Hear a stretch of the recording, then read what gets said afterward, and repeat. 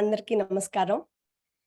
North America Telugu society వారు నిర్వహిస్తున్నటువంటి ఈ అంతర్జాల కార్యక్రమానికి విచ్చేసిన పెద్దలకు, డాక్టర్స్ ప్యానెల్స్‌కు, మా సభ్యులకు, మెంబర్స్‌కి అందరికీ మనఃపూర్వక స్వాగతం.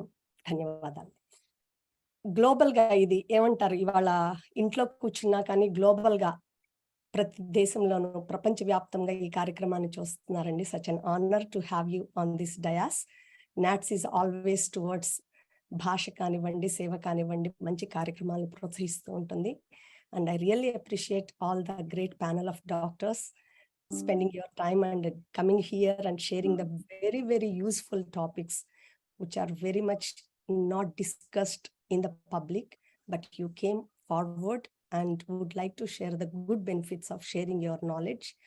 Wonderful, Andy. It's a very, very special program and unique program that will help a lot of people really sort out their situations, and we really appreciate. And ఇంత మంచి కార్యక్రమాన్ని కోఆర్డినేట్ చేయడానికి, ఇంత బిగ్ ప్యానెల్ కోఆర్డినేట్ చేయడానికి మా NATS women's team and volunteers were helping Andy from a long time. I would like to take a moment to recognize their time and efforts. To begin with, we have Kavita Garu. Really appreciate your efforts, Andy. Lakshmi Garu, would you like to spotlight Kavita Garu for a moment? Yeah, I am.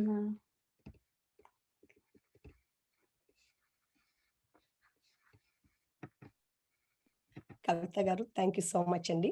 Hello, Andy. Hello, all. Next, Lakshmi Garu, who is our technical expert. Lakshmi Vajjagar, spotlight yourself. Yeah. Hello, everybody. Yeah, and we don't have many people joined at this moment, Andy, but we have none other than our own leader and woman power, Aruna Ganti Garu. Yeah, these are 4 of us. We are working on this particular, and we will have many more team members, and I really appreciate their efforts. If not here, and a lot of Srinivas Gundi garu unnarandi meer kuda. Yeah, I'm here, Amma. ఒక్కసారి శ్రీనివాస్ గారు మీరు కూడా కనిపిద్దరు కానీ మాతో పాటు women power, but మీరు కూడా అండి. Thank you for being with us. Thanks అండి.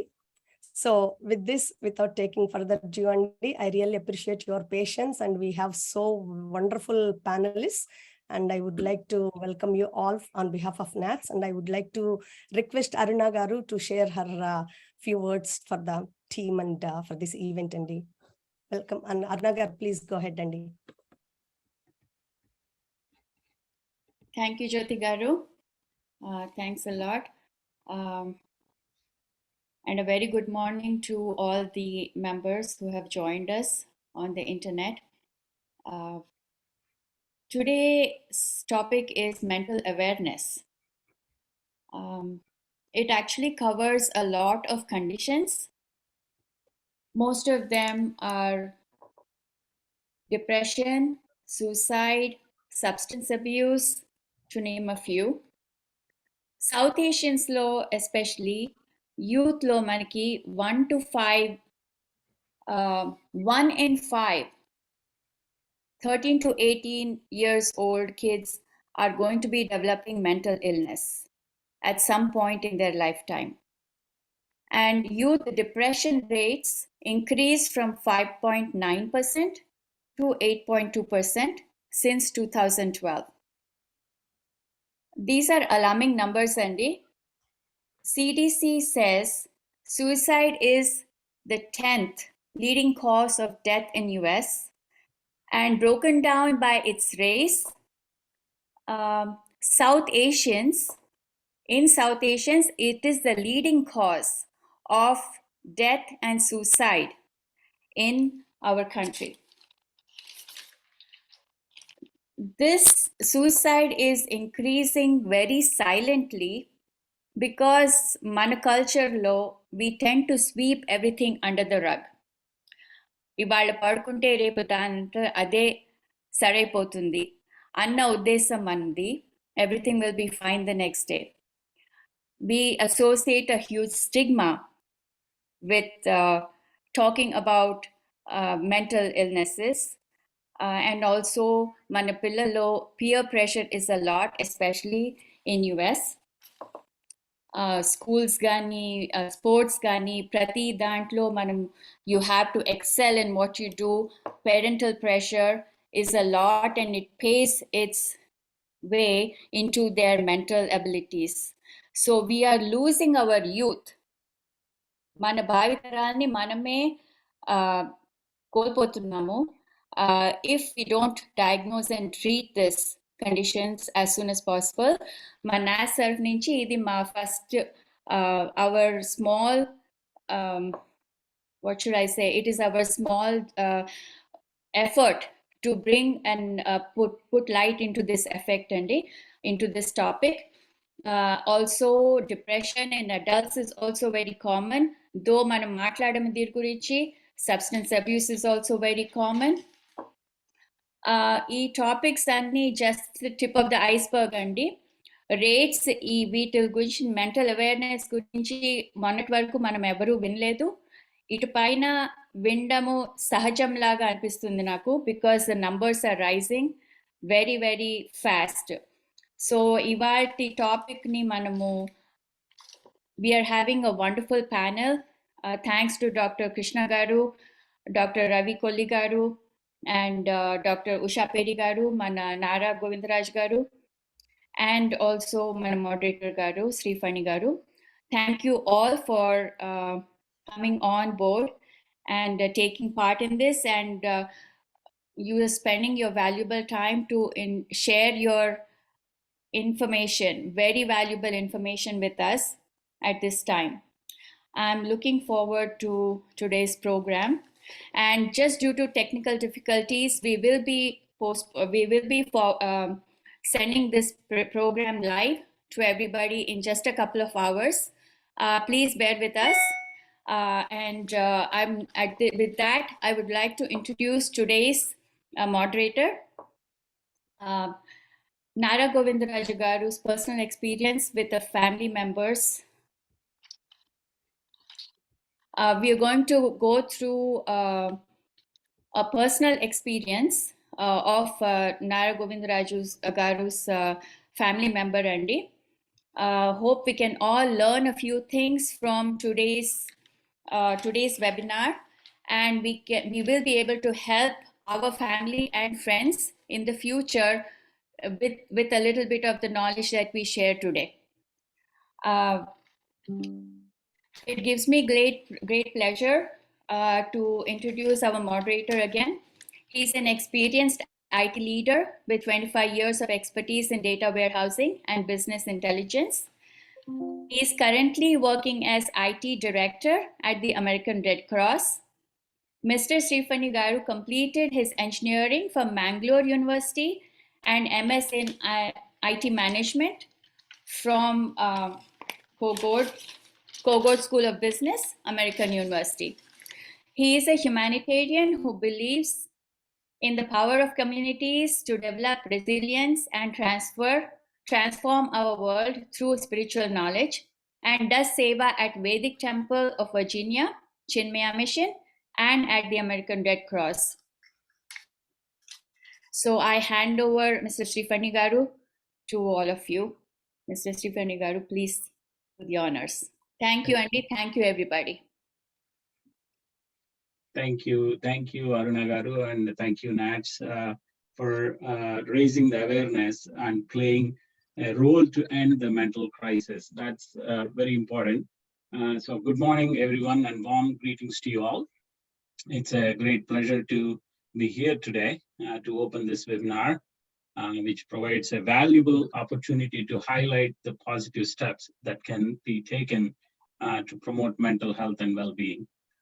Once again, thank you, NATS, for arranging this. You know, it is a crisis. You understand, everybody, it is an issue that knows no bounds, and no community is immune to it. So coming to the next slide, I wanted to,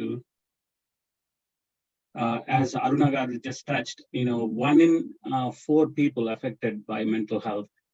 Here is the problem statement I see. Nearly 2/3 of the people with known problem never seek help from a health professional. And it is important that we encourage people with mental health issues to seek help, because through early detection, we can ensure that mental illness does not have to be a life sentence. So here is our agenda today. As again earlier mentioned, first we are going to touch battling depression. First topic, experiences witnessed by patients studied by Nara. And then we'll follow suicide prevention and substance abuse by Dr. Krishna Madiraju. This is going to be an interactive session.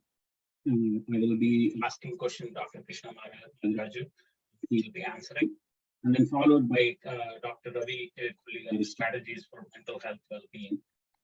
Then at the end, we are going to do a meditation session, which is going to be an interactive approach to mental wellness by Usha Perigaru. She's going to teach us the techniques, and then we will be opening with the question and answers and closing remarks. So here we have the amazing question and answer session. But you please hold on to your questions until end. And if you have any questions, they can ask those questions via chat feature, and then you can ask openly, or you can ask the question in private, so that the moderator will ask these questions the doctors anonymously. And then all the additional resources and helpline numbers are listed in the end of the presentation slides. Without further ado, I would like to introduce our next speaker, Nara Naraji. We can focus on Naraji, and then we'll be talking about his profile. Nara Govindarajan has 20 years as a senior technology leader with experience bringing engineering teams and executive leadership in rapidly growing software product development and service organizations. Nara is a patient advocate for rare diseases and serves as a voluntary board director and treasurer for the Indo-US Organization for Rare Diseases. It's called Indo-US Rare. Nara Govindarajan holds a master's degree in computer science from Virginia Tech and has 2 published patents. Please welcome Nara Govindarajan, who will be briefing us a compelling story battling depression experiences witnessing a patient's journey.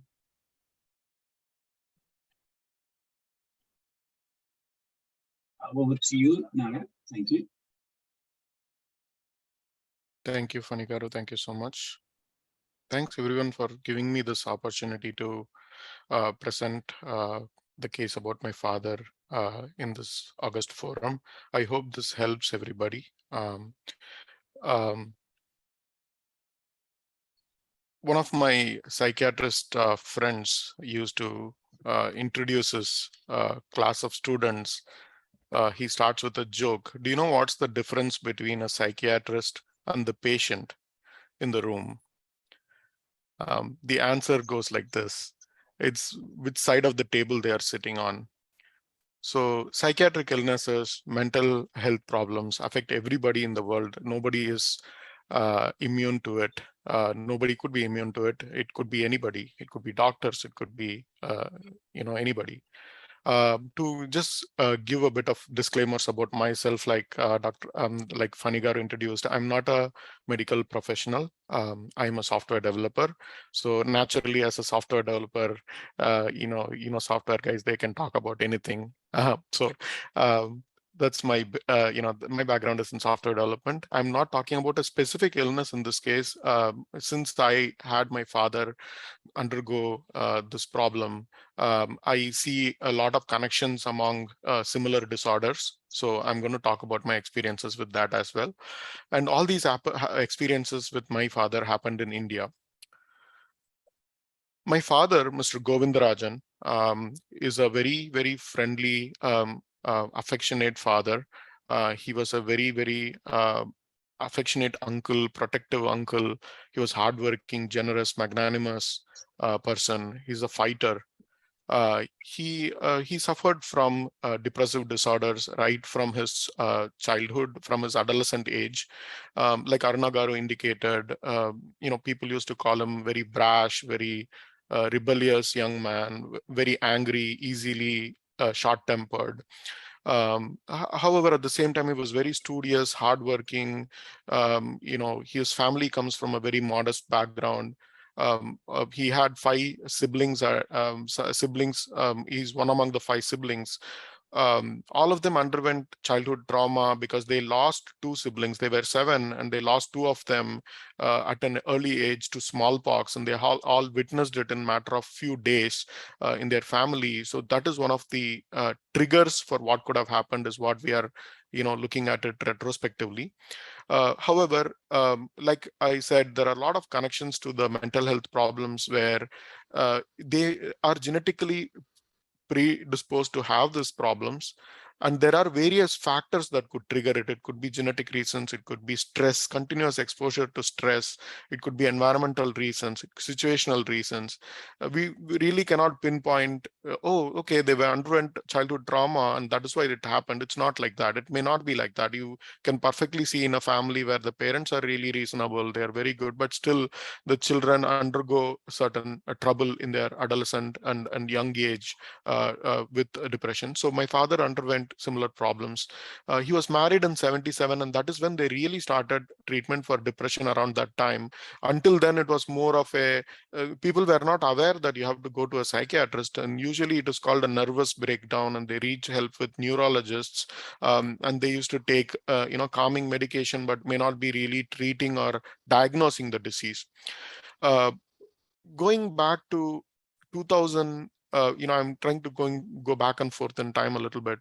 2003 and 4, I did my master's. Thanks to my parents, they made sure that I excel in my studies and I make my future secure. I did my master's in computer science. I was working at Maryland. I got a call one morning from my sister saying that my father attempted to commit suicide, and my mother, incidentally, at that time had, just a few days earlier, had slipped and fell and broke her hip bone, and she was admitted in a hospital getting a surgery scheduled. And at this point, I did not think of anything else. It was a minute decision for me to quit my job here and move back to India. At that point, my quest was to figure out, how can I help my father find a cure for his illness? I know my mother would obviously have to undergo physical treatment, but my concern was that no matter what money I pay, no matter, even if I, pay them thousands of dollars every month, it's not going to take away their problem. So my quest for searching for a solution began vigorously at that point. So I went back to India, and then I had to admit my father to rehab, primarily in an intention to protect him from himself. I wanted him to enjoy life. It was a very hard decision at that point. I had to admit him to rehab and diagnose him. Again, going back in time, he was a depressive patient all along. He used to have depression. He used to have days and weeks of time where he would be in his bed, not wanting to do anything, not wanting to meet people. He was a banker. He was in a nationalized bank. He used to have problems with taking responsible positions. He would never want a promotion or a responsible position. In 1983-84, when I was about, say, 6-7 years of age, he got a idea to experiment with, they were always afraid of medicines. And, it happens even now. I keep hearing about patients not trusting medication, stopping medication. So somebody told him, it was very reputed guru from an organization. I don't want to name anybody. That's no blame to them. They are helping thousands of people, which normal people cannot do. But somebody from some organization said, hey, why don't you switch to an Ayurvedic or a traditional medicine?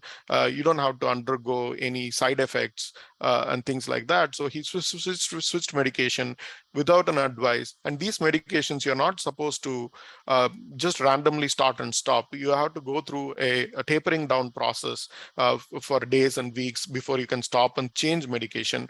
So he suddenly stopped one set of medicine, started with the Ayurvedic medicine, really situation got out of control. He had to undergo there were a lot of violence, there was a lot of issues at home. He was not able to attend to work. He was having issues with his co-workers and especially managers. And then he had to then again we had to intervene, and we always had supportive family members. His siblings family used to come, and my mother's siblings all used to help intervene, take him to the psychiatrist, and again get back him on the psychiatric medicines. It takes weeks and months to get back to some amount of normalcy. There is never a normal time in the family where weeks that will be good. There will be few weeks that are like he'll continue to go to work and he'll be happy, but again it'll depression would take over. Again, this was always the case. 84 to 1992, it was on and off. He was very spiritual. He used to he used to read a lot of philosophy. He used to have a lot of satsang, bhajans and things like that. In 92, 93, there was a situation where I was in high school. There was a yoga teacher again telling him that he practiced yoga for a bit. He found himself to be perfectly all right, and then he said, why don't I just do yoga and I don't have to take medication? So he was very irregular with the medication, stopped it.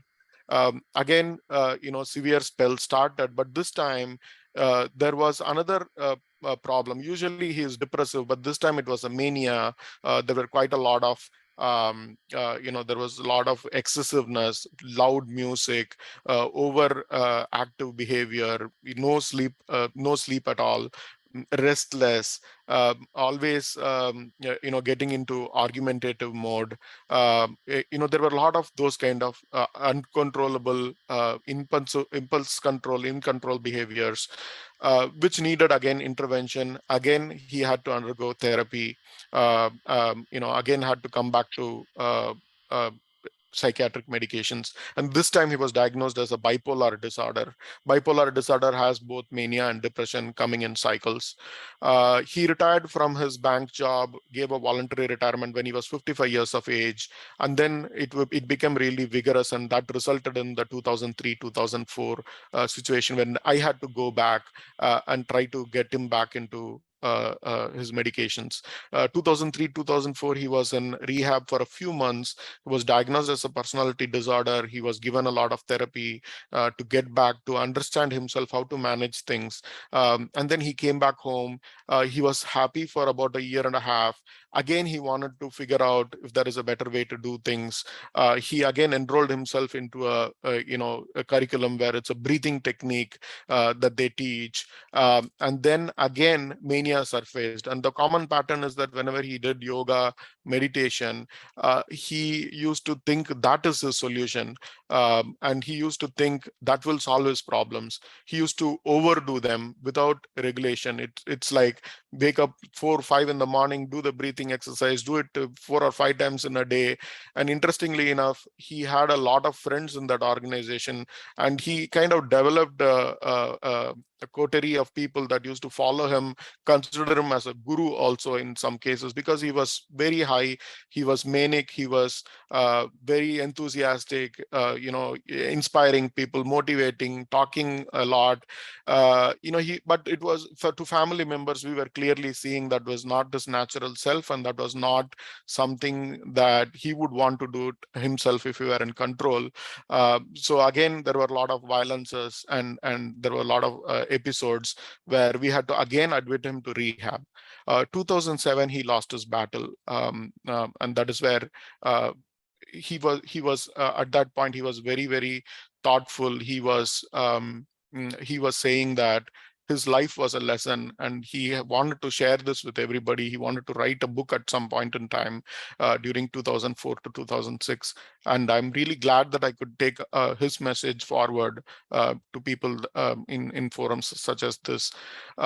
What problems do we normally encounter is suicidal tendencies. I used to hear from my mother that my father used to have his pants seams full of sand. We lived in Chennai all my life before we moved to Bangalore. After 2003-04, when I went back to India, we moved to Bangalore. We wanted to change the place. In Chennai, he used to walk into the beach and he would want it to end. So he used to come home not being able to do such things, thinking about his family. There were many such times he used to take overload of drugs, which is what happened in 2003, 2004. He took a lot of psychiatric antidepressants at the same time, thinking that would help him end. But incidentally, that triggered him to go seek help. He went to his siblings, and they took him to a nearby hospital where he was getting treated. But at the same time, he was not letting people near him. So me being there personally really shocked him to some extent and helped him understand, and we had to admit him to rehab. Many times depression will also lead to thoughts that are not really true. It will take them into their reality of, it is an altered state of mind where they would really look for evidences. My father was very reasonable in the sense that he will look for 3 or 4 evidences, and you will come back with an evidence and say, this is what you did and this is why it triggered me. But if you look at those evidences, it may not be true, but to him it will appear really true, and he would try to bring that up. He would not be able to do his daily responsibilities. One indication for us is to notice his dressing and shaving. If he's not shaving, we know he's not up to speed.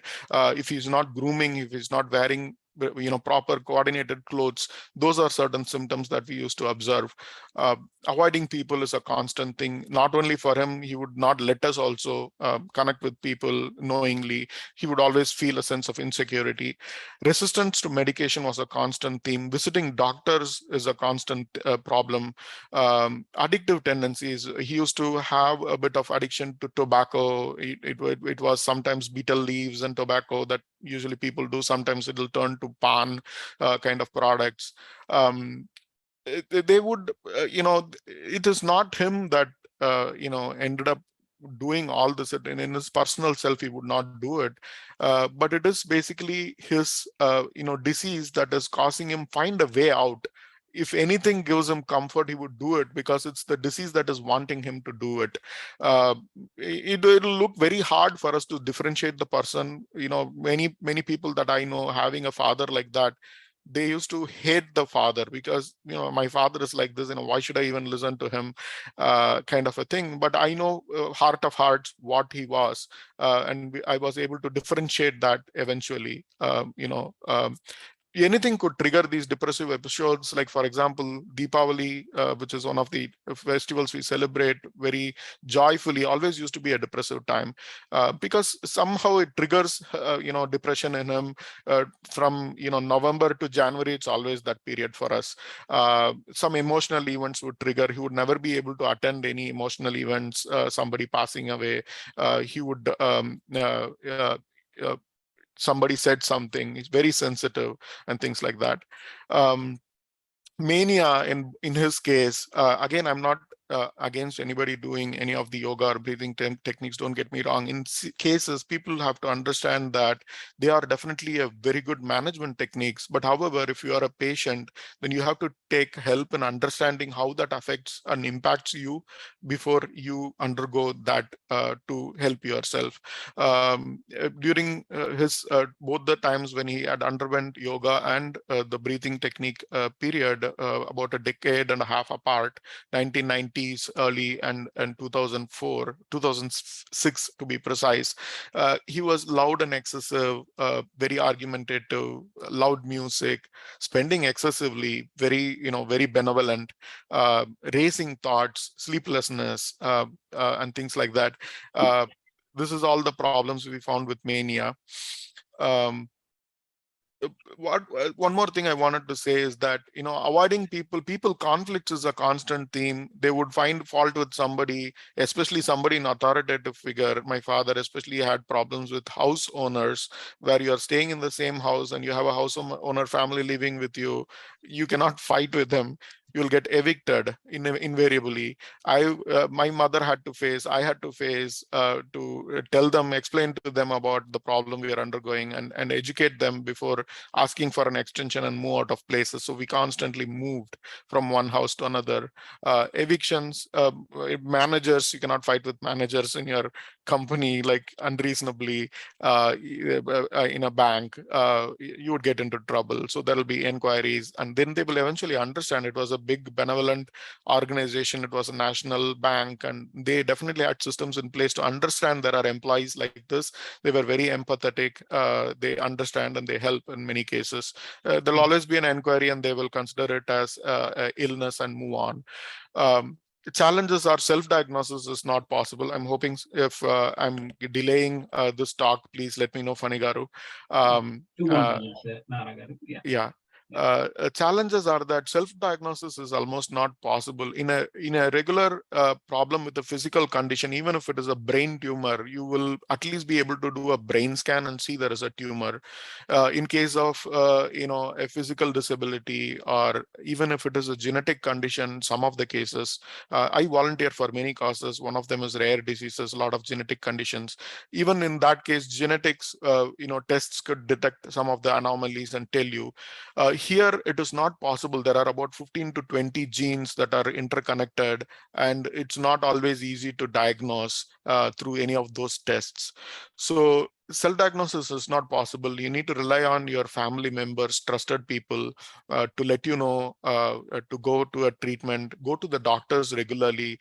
Your treatment dosages may need adjustments. My father used to take medication continuously, and he used to question, hey, I'm taking it continuously, I'm still feeling this.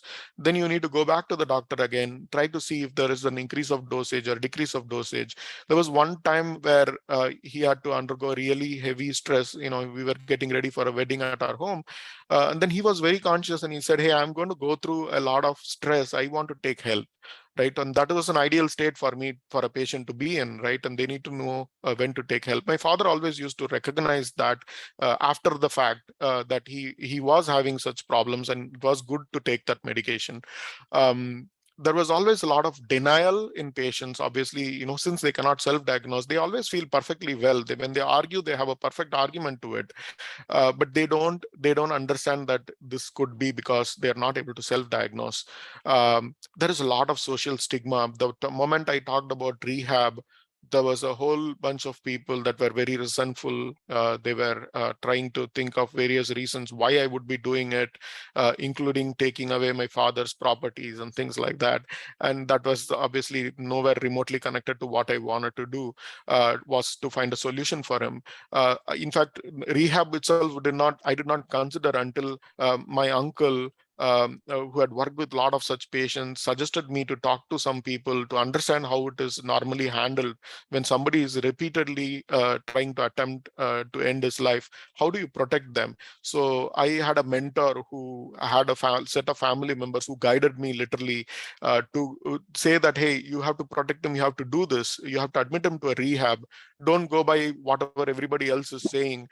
Your duty is to your parents. Your duty is to please your parents, not anybody else in this world. And that made me understand about rehab, and then seek help for him at that point in time.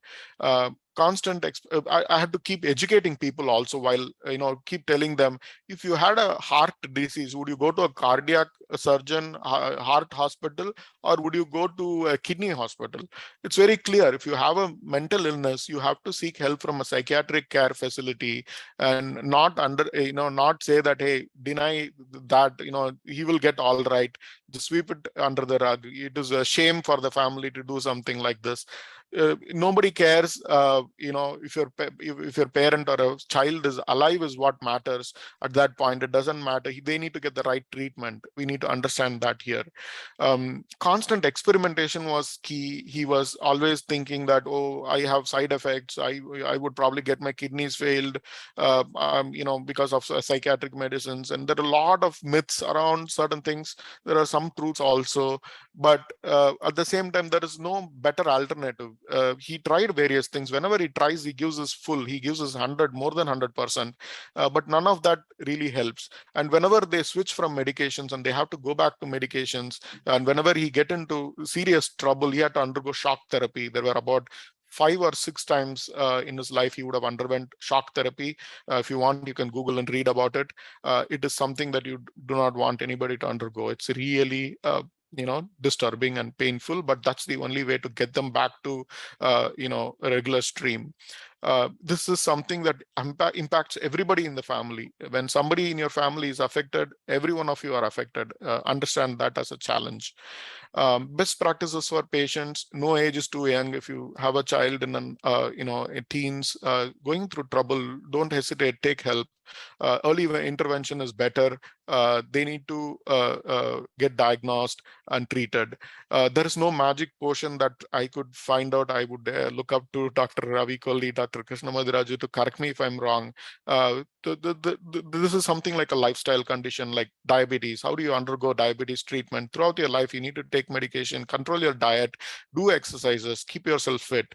Same applies here as well. There's no magic potion. Don't try to look for a silver bullet that will solve everything. If somebody sells you that, please be watching out. There is no such thing as, oh, if I do yoga, if I do medication, some other traditional medicine would have solved it in 1 month, 2 months time.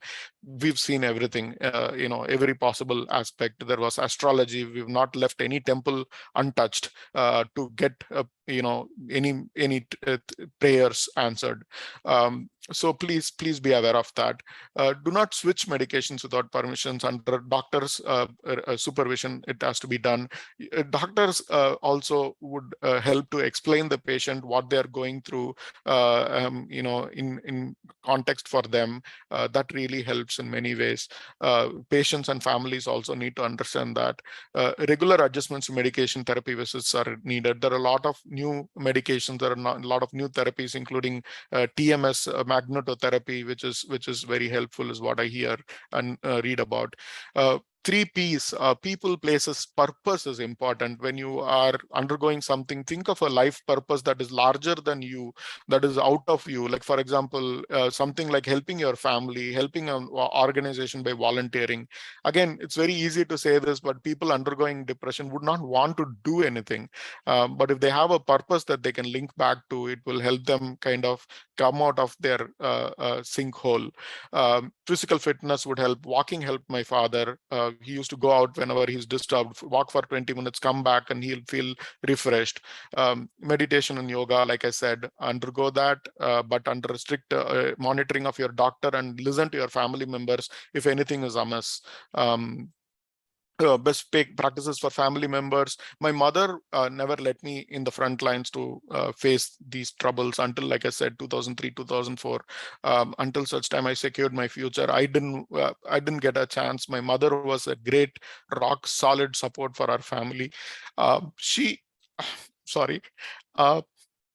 a real proponent of non-violence. She would not hit anything under the belt, no matter what is argued. She would be silent, take it. My father would realize, go back to her and say, hey, what I did was absolutely incorrect. There was a lot of realization when that happens. So don't let out your words. Words are like bullets. Don't think that the patient is acting because of their pain, and not because they're not acting because they want to do that. They want to hurt you. So that is something very important for us to understand, and treat the patient as a patient and not as a person that is emotionally against you. build trust, listen more, build trust with the patient, listen more, be candid. I've had hours together talks with my father, no changes. My sister used to be very practical. She used to directly ask him, did you take your medicine? She was the one who monitors the patient. He would tell her, he would not trust me, he would tell her, monitor my medication, I will take it from you every day. And she would give it to him every day and make sure he eats it. That is the kind of candidness you need to help the patient. Again, caregiver burnout is real. Understand that you will always be living under the stress. So you need to figure out what hobbies you want, what people, place, and purpose that you want to do to get out of that kind of a mode. Build a support group. It's a team game. It's not an individual game. Build a team support. I had my cousins. I had my uncle who supported me. I had great friends. Two of them are even attending this call. We never discussed my father's case until I don't know, until we grew up and we are in our life talking about it. From the school days, I know this friend. He used to always be present for me. When I was in the crisis, wanting to go back to India, he flew down. I don't know where he was. He flew down to me and stayed with me for those 2-3 days until I got my flight ticket and I secured my plans. He was with me to support me. That was rock solid support. I would never let go.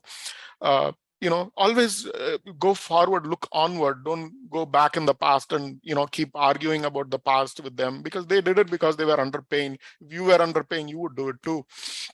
Best practices for others: support the family members, be present, show that you care by your presence, not just by words is not enough. You need to show actions. You need to, you can give hugs, listen to the patient family members, include them, encourage them, respect them. If you have somebody who's in your network that you want to help, undergo trainings such as QPR, which I recently underwent, question, persuade, and refer, to understand how certain cues can be taken from the patients that are suicidal and help them out in certain situations. So these are some of the best practices you have for helping others. My father lost the battle with depression, and you cannot do kindness very soon. Do act now. You can always take help and get them back to normalcy, to what they can do. Thank you so much. Thanks for this opportunity. Thank you, Naraji. It's a truly such an honor for you to have shared your story with us. It is really heart-touching. Thank you, and sharing with us how deeply your experiences have motivated you to want to help others. That is the key here. We hope that your efforts plays a part in creating social change needed to end abuse and the depression and then the stigma surrounding it. I hope everybody can hear me. Is it okay, everybody? Thank you. The next topic. Very clear, Fani Garu. Next round, still it's not clear. I'm not sure if the I'll come to my microphone nearby. I hope you can hear me now better. A bit better, Andy. I think some audio correction is there, but continue, Andy. Fani Garu, we can check in break. All right. So with the next topic is going to be the suicide prevention and substance abuse by Dr. Krishna Madiraj Garu. Dr. Krishna Madiraju is a board of certified pediatrician, is the founder and president of Century Pediatrics here in Sterling, Virginia. Dr. Madiraju graduated from Usmania Medical College and did his pediatric residency from Sunny Downstate Medical Center, New York. He was appointed by the governor of Virginia to the Board of Medicines and to the Virginia Autism Advisory Council. He serves as a board member on Anthem Medical Advisory Board. Dr. Krishna Madiraju has been conducting mental health awareness programs for the past several years. He's a proud father of 3 wonderful daughters and lives with his family in Northern Virginia. Please welcome Dr. Krishna Madiraju, who will be speaking about youth wellness. Dr. Krishna Garu, can you hear me? Yes. Thank you, Pani Garu. Thank you for the kind introduction. Dr. Garu, to start with, we are seeing a lot of spikes in mental illness in young adults due to the pandemic. What are the common conditions that you observe in your practice? and how do you catch them in early stages? That's the key. How do you catch in early stages? If you could elaborate, that will be great. Thank you, Dr. Krishnagaru. Sure, and Panigaru. Again, the pandemic has really brought into the forefront all the things which used to happen before. We heard Nara's story, but just multiply it like 10 times, 20 times. That's what is happening now. It could be simple sleep disturbances, mood disorders, anxiety, depression, ADHD. All these things have blown out of proportion. We see a lot of impulse control disorders, autism, you name it, mental health conditions have gone up. But of late, a lot of substance abuse is increasing a lot, like alcohol abuse and marijuana abuse. Also, we hear from a lot of parents, that they're so worried about their kids being, addicted to substances like marijuana, alcohol. And can you please explain in simple terms what is happening in them, in their brain? Sure, Andy. Panigar, like first of all, like this thing can happen to anyone.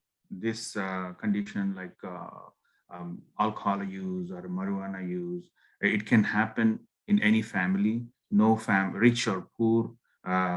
Everyone can be affected across the social spectrum. It could happen in any religious homes also. It can be. But the good news is that there is a treatment is very effective. Help is out there. As long as we remove the taboo surrounding it and speak openly and honestly, we will be able to overcome it. To help us understand this whole process, like I just wanted you to understand what's happening in the brain. So what's happening in the brain of these patients. So we have a picture here. It shows like the brain is made up of nerve cells, and each nerve connects to the other nerve cell through a gap. It's called the synapse. And small packets of chemicals are released. These are called neurotransmitters.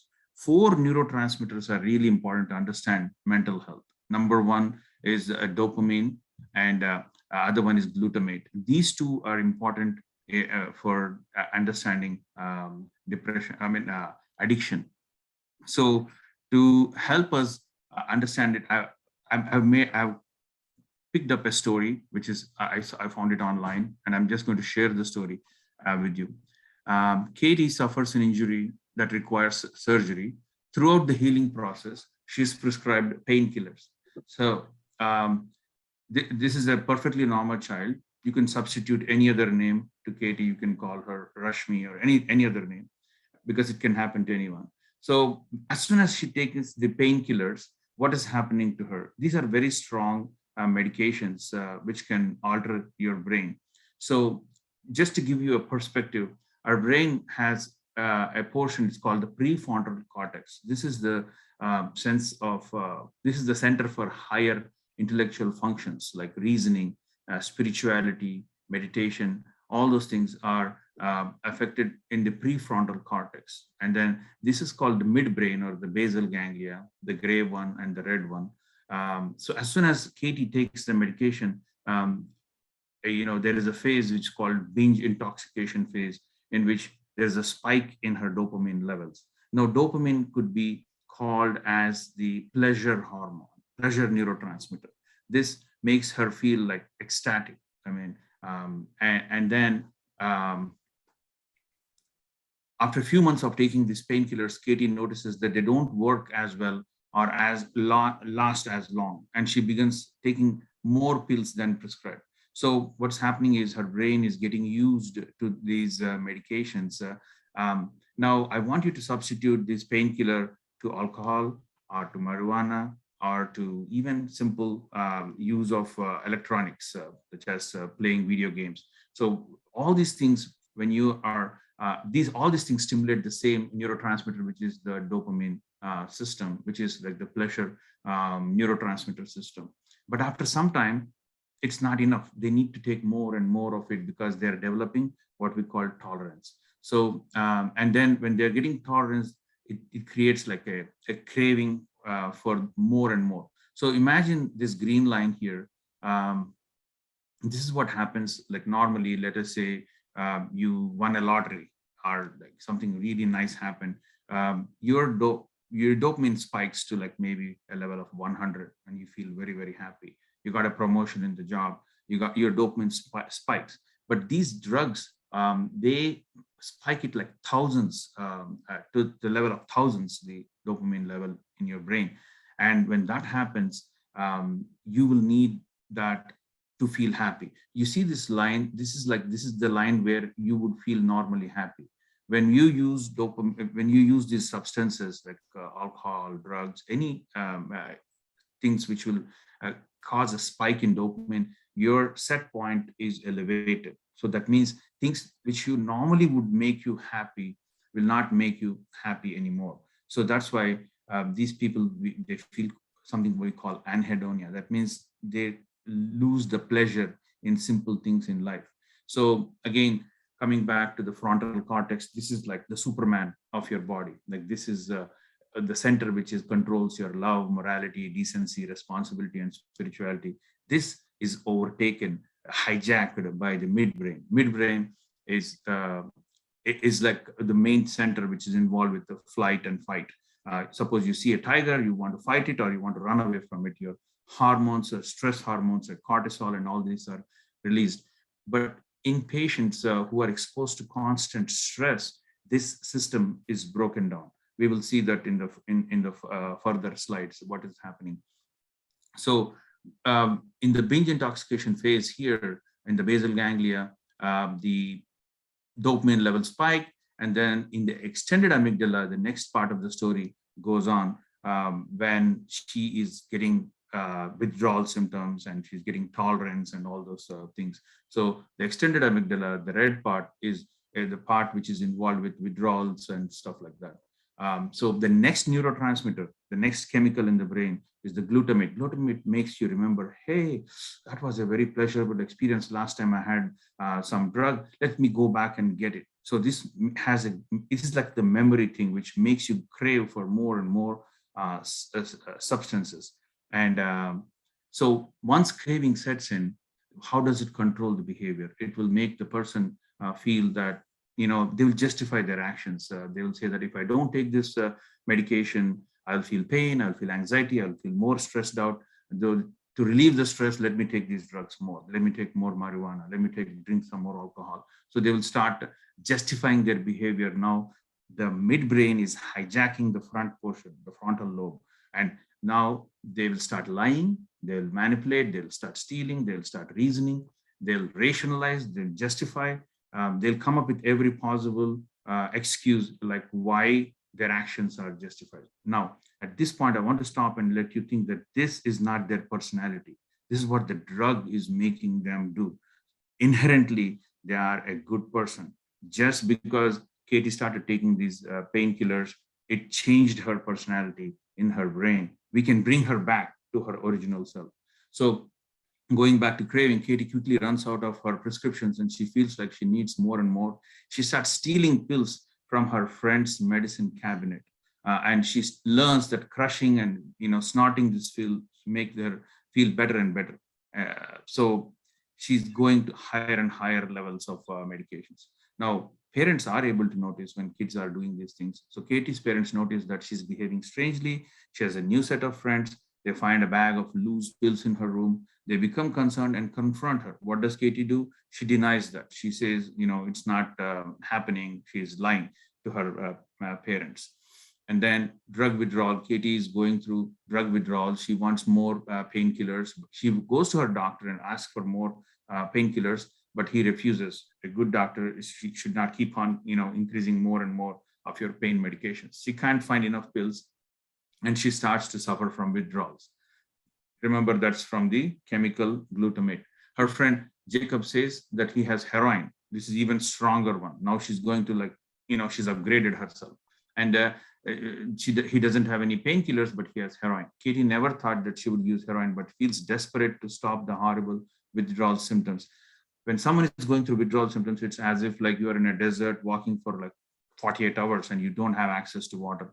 So they would do anything. They would go and steal and do whatever it's needed. They will hurt other people. So she starts taking this heroin and she started snorting heroin. Now, even that is not enough. So then again, the reason she keeps on doing that is because she doesn't get the same pleasure. She has anhedonia.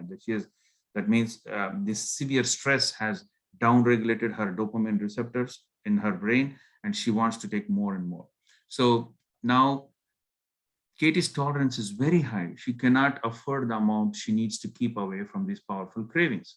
Now, her friend Jacob says that she can use less heroin if she injects it. Now someone gave her a wrong idea. She's afraid of needles, but then Jacob says, let me inject it for you. She agrees. Neither of them know that the heroin that she brought contains fentanyl. This fentanyl is very, very powerful, and it can stop someone's breathing. And that's what happens to Katie. Katie is breathing very slowly and turning blue. Jacob calls 911 and leaves her. The good thing that Jacob did in this story is at least he called 911. Unfortunately, on the average, 300 or 400 people in the United States die each day because of this one chemical, fentanyl. So how much does it take to kill a human being? If you see, this is a penny, you see this is the amount of fentanyl is sufficient. If this much contamination fentanyl comes into the heroin or into the marijuana or into the alcohol or whatever our teens are drinking, they could die from it. And basically their breathing will stop first. And then if nobody's called 911, then they will pass away. If you take a tip of the pencil, this much of fentanyl is sufficient. And this is a recent catch. It was in the news. And then, one of my friends, she shared it in our Osmania Medical College group. And I was like stunned to see that this could really kill a lot of people. And it is coming all over the world. It's being shipped from across. Even India is one of the hubs. It goes through China. It's manufactured in China. It goes through Mexico and it comes across the border. So that's a different story. But the whole point is that a little bit is sufficient to kill a human being. The paramedics find Katie. They administer naloxone, which reverses the effect of heroin. They had to use more and more naloxone. This Narcan reverses the effect of the medications, and then it can really save life. Right now, this Narcan is being distributed freely made available. I think our psychiatrist friend, Dr. Ravi Garu, can also talk to us about how this Narcan is being used. But as we continue the story, Katie's parents enrolled her in a treatment program, which includes medicated assistant treatment, counseling, and support. And with proper counseling and support, she's in recovery and she's doing very well. So this story illustrates like how the entire life story of a kid who goes through this drug addiction. Thank you, Dr. Krishnagaru. I think it's a wonderful story how kids get into substance and how they increase their dopamine level and it's not sufficient, and then they get into other sites of to fulfill that happiness. But as you said, we can control those things. Then other doctors and other Usha Garu is going to touch base at how we can engage other areas so that they are busy, not with other substances use. I think those are the techniques that we can learn. And first of all, bringing the awareness is important. Dr. Krishnagaru, thank you so much for letting us know what happens in the brain and what is, and also we see that Dr. Krishnagaru, we have been hearing many cases of marijuana use and its complications as well. What is marijuana and why do some teens use marijuana? How does marijuana affects the teen's brain? Is there any danger of mixing the marijuana with alcohol and other stuff like fentanyl? You said, is there any dangers in that? Sure, Panigaru. See, like wildfire, this marijuana use is spreading in the college campuses. It's very important that parents educate themselves about not only alcohol. We keep telling our children about smoking and drinking, but marijuana is like burning through college campuses. And in some states, actually, it has become legalized. And the only problem is actually, what is marijuana? Marijuana is coming from cannabis sativa, which is the plant. It is the leaves, it's the dried leaves and the flowers. the kids could like roll it into a piece of paper and then smoke it, or now it is available in edible form. And I was really I mean, it's an eye-opening thing when I came to know that it can be even put into like tea and brewed, or they could make like cookies, or they could make like gummy bears out of it. And our kids have unlimited access to it, this medication. And somehow it has gone into the minds of our youngsters that this is safe. But marijuana, I mean, we went through the whole what happens in the brain. Marijuana does exactly the same thing to the teenage brain. Teenage brains are like really going through a lot of changes. Their frontal lobe is not very well developed. Their midbrain is developed. So that means they will respond to this very fast. But unfortunately, their frontal lobe is not yet developed. That's the reason why I think meditation and other techniques which improve the frontal lobe is very, very important, so that we can strengthen the frontal lobe and let them develop the decision-making capabilities. Combining alcohol with marijuana is deadly, because normally marijuana makes you vomit less. If suppose somebody is drinking a lot of alcohol, they may throw it up. But if marijuana prevents it from throwing up, you can reach dangerously high levels of marijuana. And in fact, we got a recent thing from Virginia Board of Medicine. A special type of marijuana is circulating now in Virginia, and I'm sure in other states, which is knocking off the respiratory system. And I'm sure it's been contaminated with all kinds of substances. So you have to really like intubate. So when your teenager says, look, marijuana is much safer, please don't buy that. Have a conversation with them. So you're saying that the marijuana in 20 years back, somebody smoke and they are safe, but they're also legalized. But the thing that they're mixing some other dangerous chemicals cause them to death. That's enlightening, Dr. Krishna. That's so true. That's so true. So how do I talk with my teen about substance abuse or depression or anxiety? How do we recognize that, and how do we talk to them? That's a great question, Andy. There is a saying, it's called Satyameva Jayate, like truth always, and most of these, truth always endures in most of these mental health conditions. Truth is the most important thing. But how you talk to your child, is very, very important. First, we need to like learn some techniques to calm ourselves down, like, relax, take a deep breath, do meditations, calm yourself down. Don't be,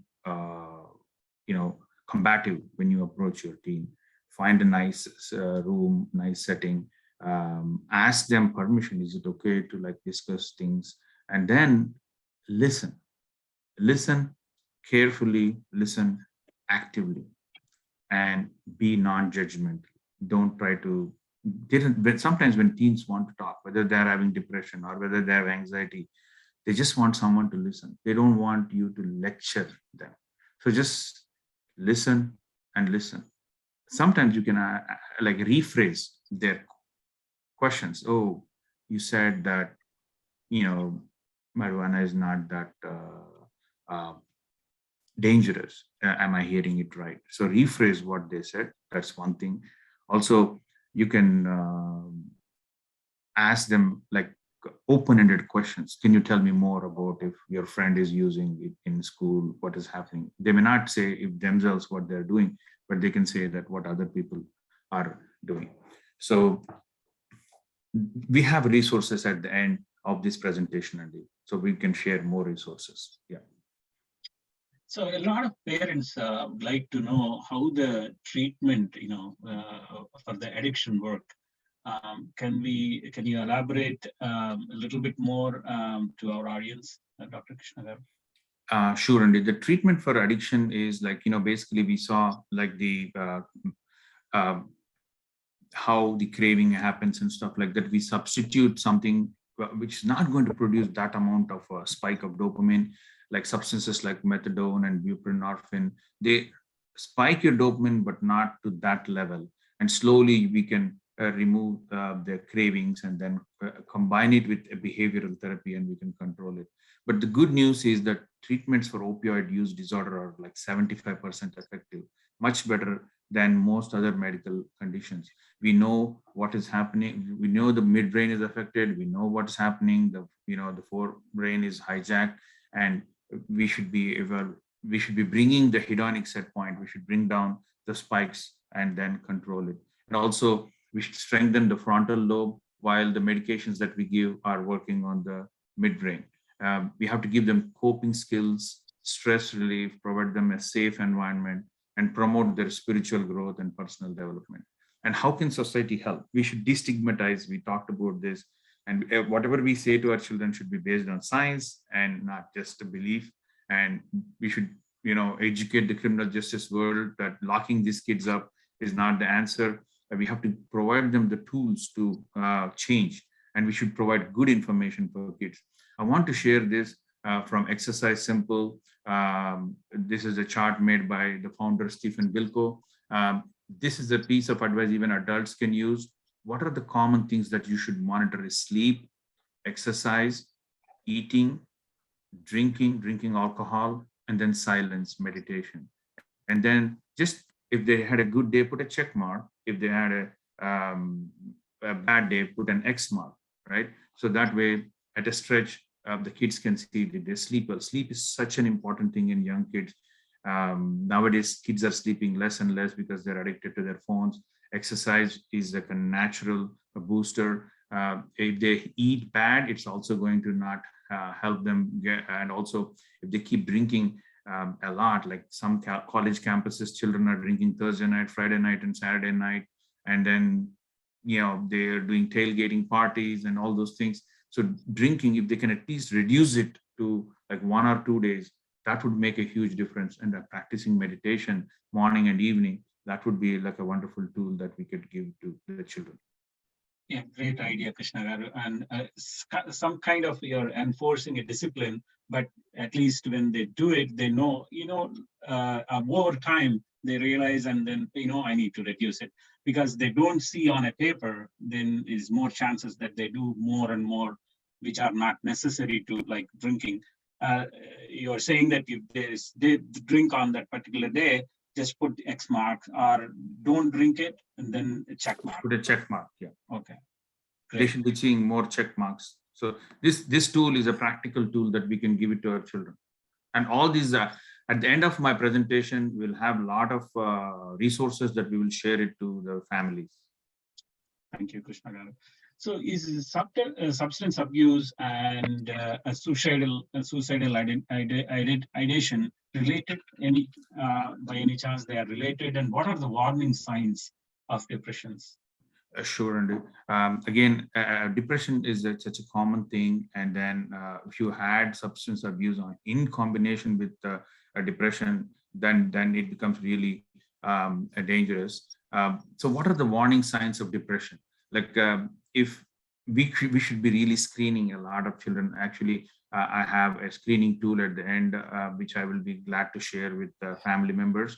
But if whether it is a child or it's an adult, in the last 2 weeks, if you are having a lack of interest in previously pleasurable activities, if your kid is like withdrawing socially, changing in sleeping and eating habits, persistent sadness, if they're saying that they're having some plans for suicide, all these are like warning signs. And then there's a national suicide prevention lifeline that it's widely available. And since that thing came into effect, the calls have like spiked a lot. So in this, like this slide shows you like somebody has no suicidal ideation, but let us say they had two things are important. Like again, these two hormones which are important in depression. I'm going to come about the two neurotransmitters. But let's say the person is pessimistic, that nothing is going to change, and then he's impulsive. On top of it, you combine substance abuse, then he may start thinking, or she may start thinking about suicidal ideation. And then they can come up with a plan, and some trigger happens, and they have access to some means, then the act of suicide could be attempted or completed. most of the times, like we hear that someone has attempted suicide or committed suicide, and then we are like, oh my God, what has happened? But there is an underlying either genetic predisposition or some mental health condition which was missed. So let's say there is a genetic predisposition, and then the child went through some childhood adversity. A lot of research is being shown on like how we take care of our children is really, really important right from the time they're born. We talked about autism in the last NATS presentation. Childhood adversity is really important. If this is when this combination of genes and genetic and childhood adversity, it can have a bad effect on the brain, and these two neurotransmitters are affected, and when that leads to like pessimism and aggression, when your neurotransmitter norepinephrine is low, it leads to pessimism. Neurotransmitter serotonin is low, it leads to aggression, and then it can lead to more of suicidal tendency. This picture just shows the brain HPA axis, in which like the cortisol feedback is reduced, and cortisol is your stress hormone. When you're hyperstimulated, when there is too much stress, this feedback is stopped to the brain, and then several neurotransmitters are also reduced, the norepinephrine, serotonin, and that can lead to more depression and suicidal tendencies. This is like a brain section which shows that certain areas of the brain are depleted of the serotonin. So when there is a stressful life event and there is a mood disorder, you can plan a suicide, and then it can lead to suicide act.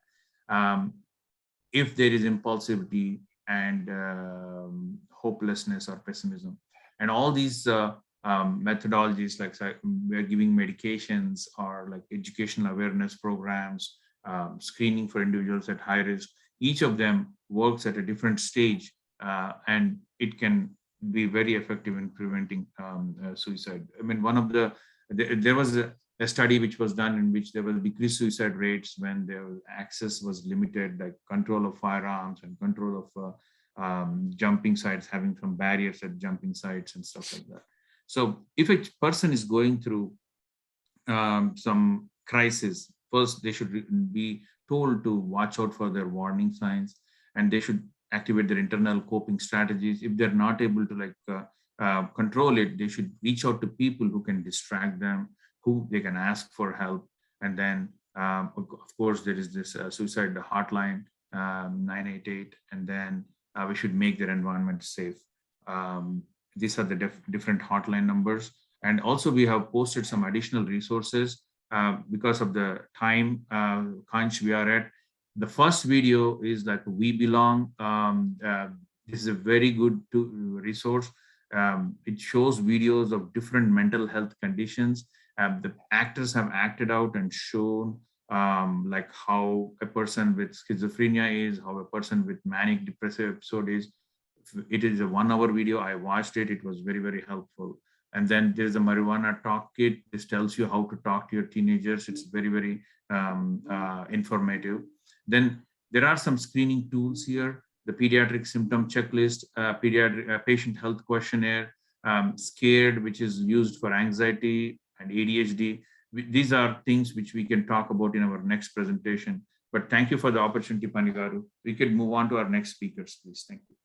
Thank you, Dr. Krishnagaru. Thanks, and looking forward to more of your awareness programs, and we'll certainly talk a little bit more further on these topics. And the next topic that we are going to talk is strategies for mental health well-being by Dr. Ravi Kolligaru. He's graduated from Rangaraya Medical College in 1981 and immigrated to USA in 1983.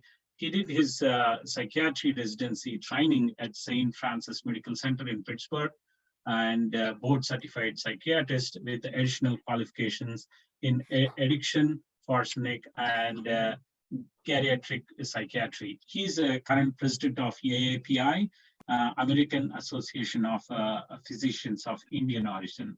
And he's happily married to Lata for 33 years and lives in Pittsburgh. He's the proud father of 2 children, son Vikrant, who works as a business process expert at University Solutions in Columbus, Ohio, and daughter Priyanka, a second-year resident in psychiatry at Temple University, Philadelphia.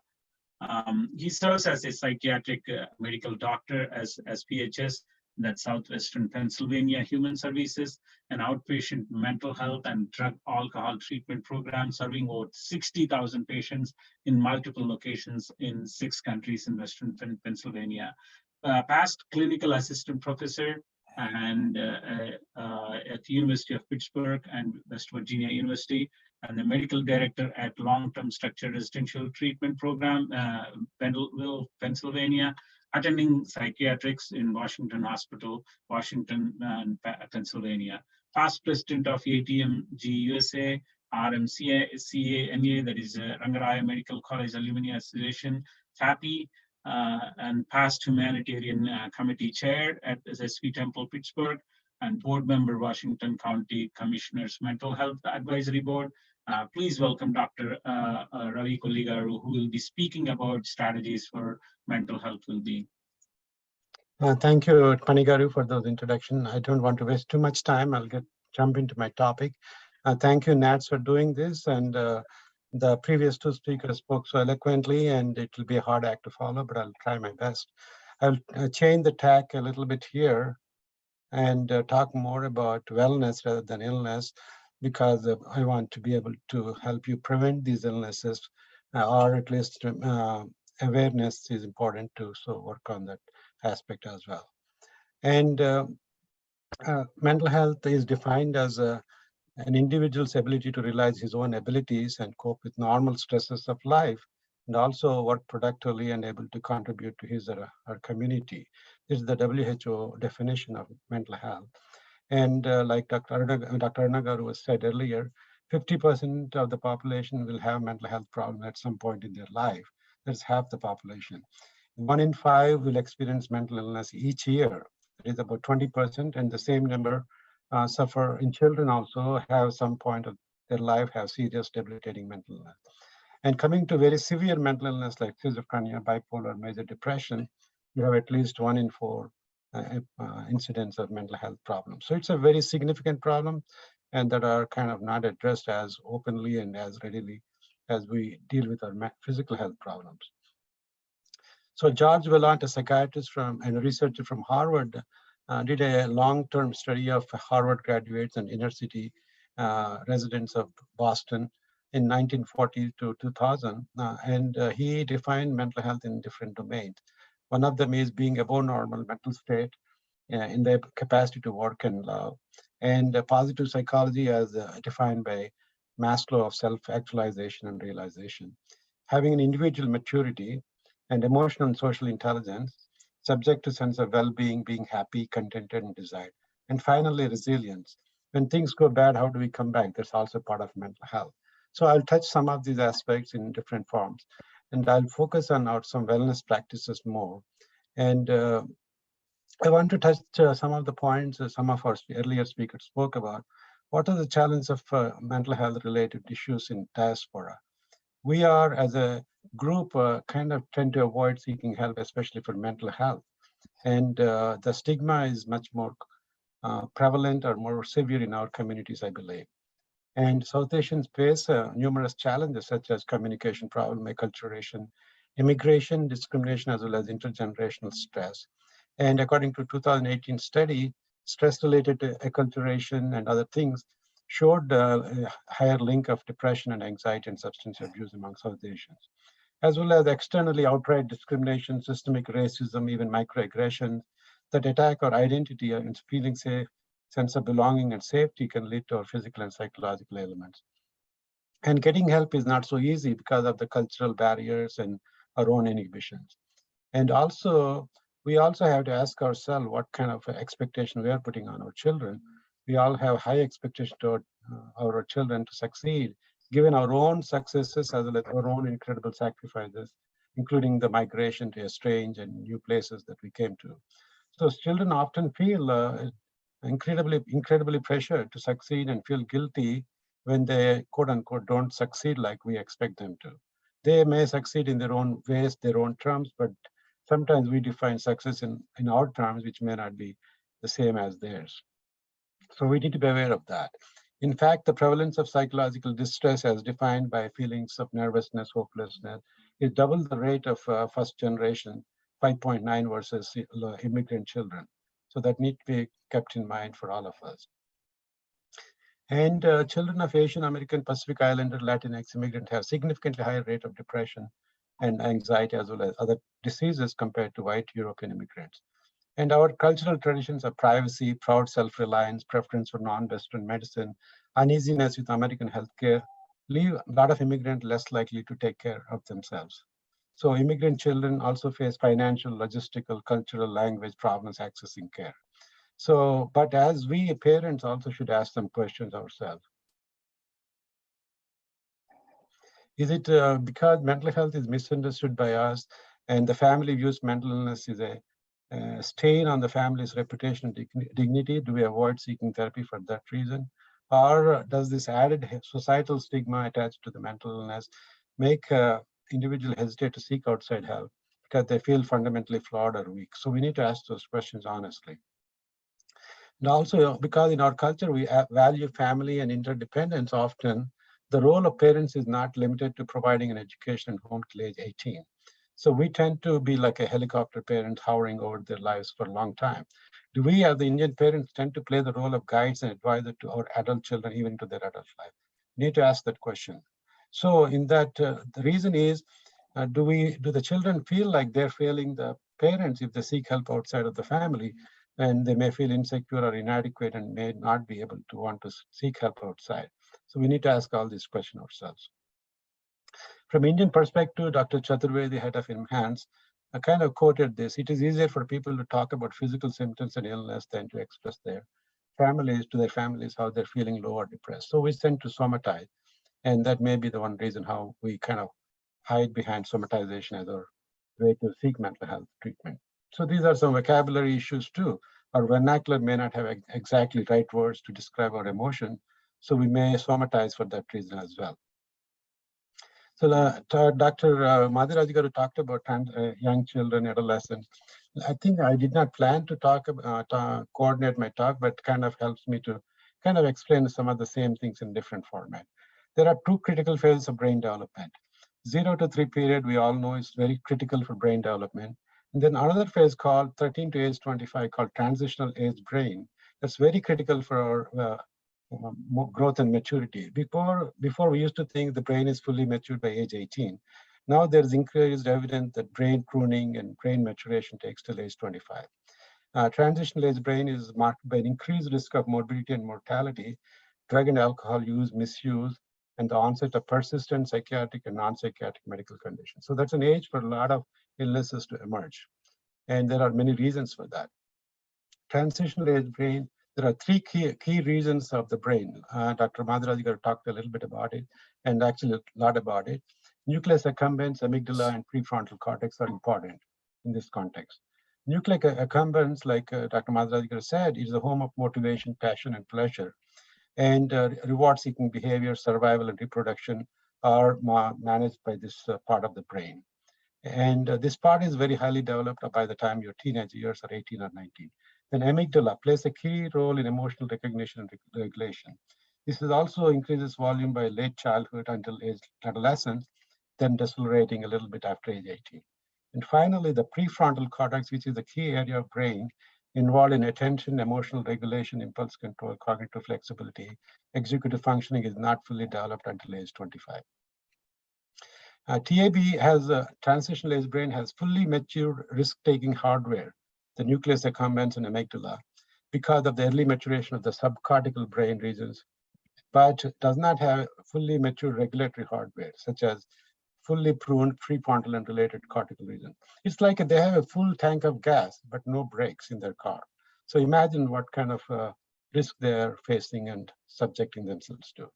The students with the transitional age brain at college represent a perfect storm of novelty seeking, risky behavior, stress, pressure, substance use, substance abuse, which are present at the same time while external regulatory systems like parents and other as well as internal regulatory systems like prefrontal cortex hasn't been developed yet.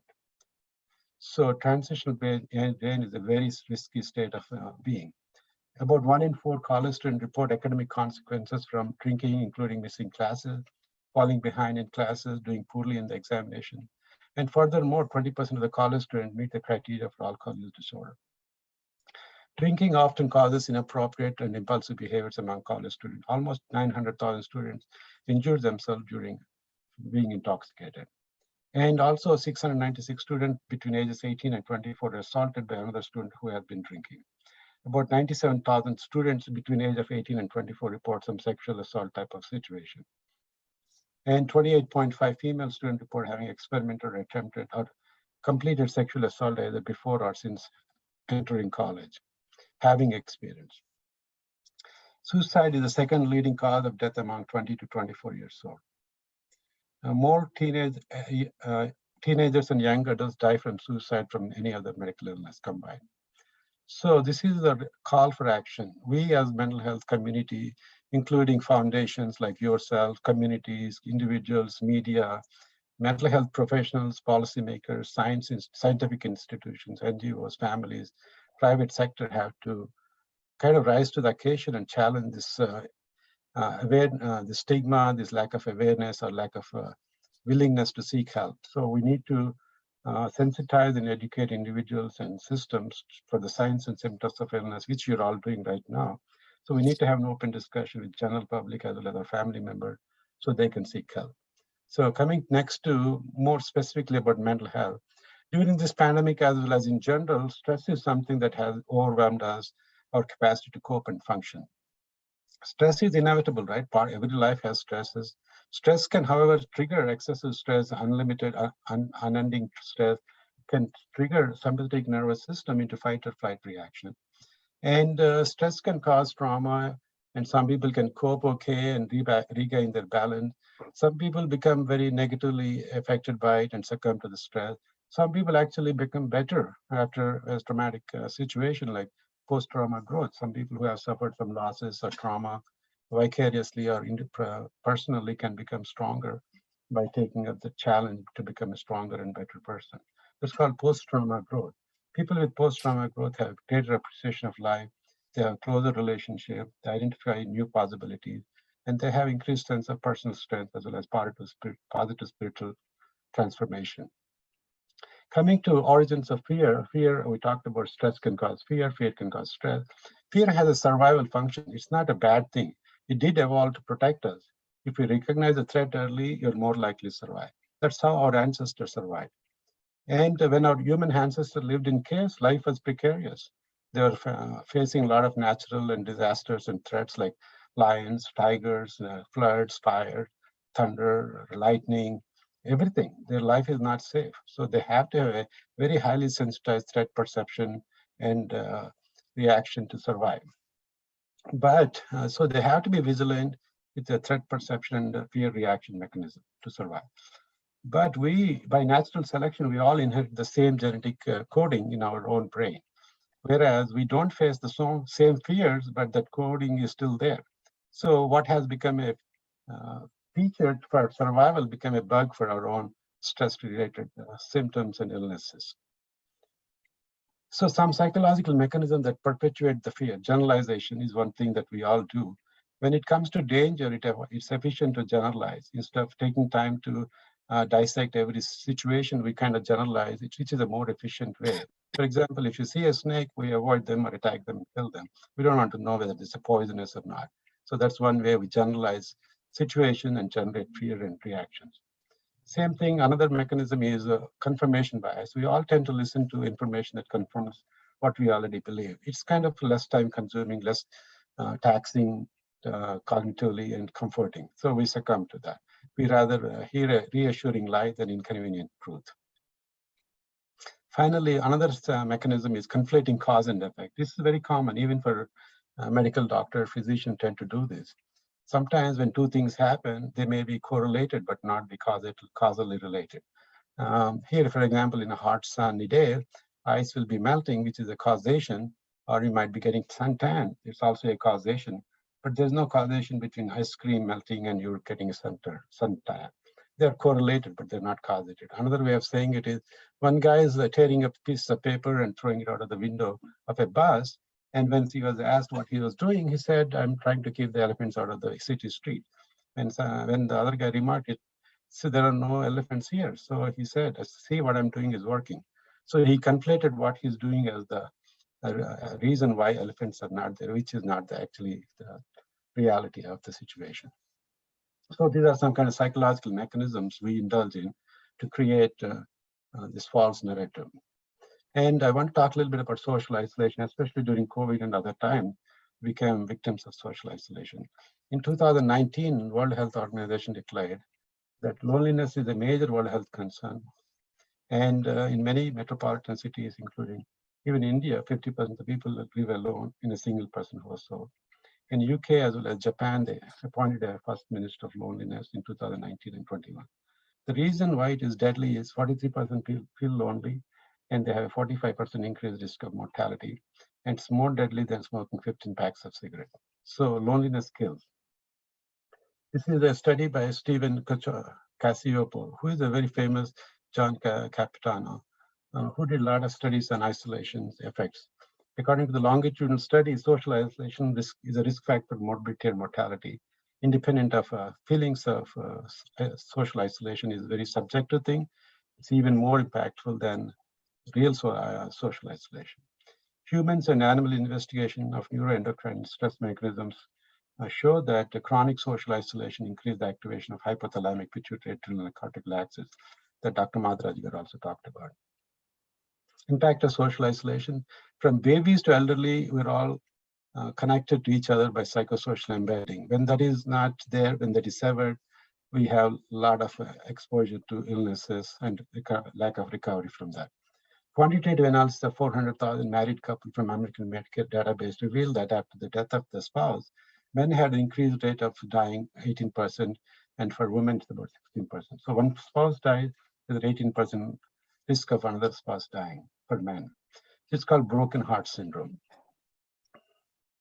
Loneliness and immune system. Research has found that freshman students who reported feeling lonely had a reduced immune system response to flu vaccine. They get sick easily, they don't respond well to the treatment.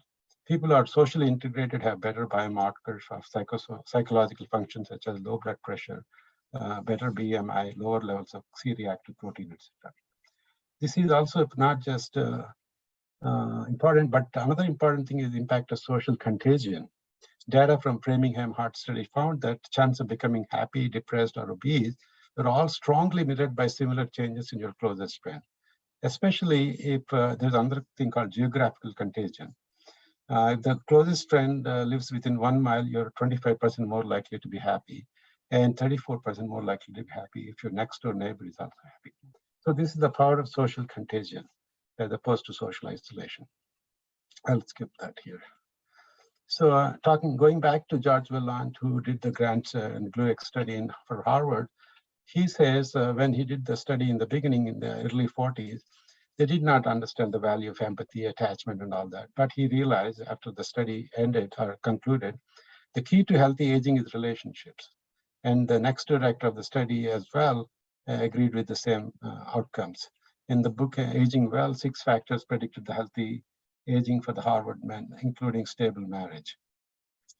And surprising finding is the relationship. The power of relationship is how happy we are on it increases our health and longevity, according to Robert Waldinger. So he says he's a Zen master, he does meditation and all that, but he also finds keeping relationships alive is very important for your health and wellness. So stay connected. So we need to communicate better with each other. That's one of the important ways to be in relationship. So these are some tips to communicate better with our spouses and our friends and family members. We spend hardly 20 minutes a week talking to each other, according to some studies. We need to spend 20 to 30 minutes catching up with each other. And similarly, don't use more I statement than you statement, because it decreases the chance of your spouse having to need to defend themselves. I'm kind of skipping fast because of the interest of time. Another tip is be specific when you talk about anything. Don't generalize everything.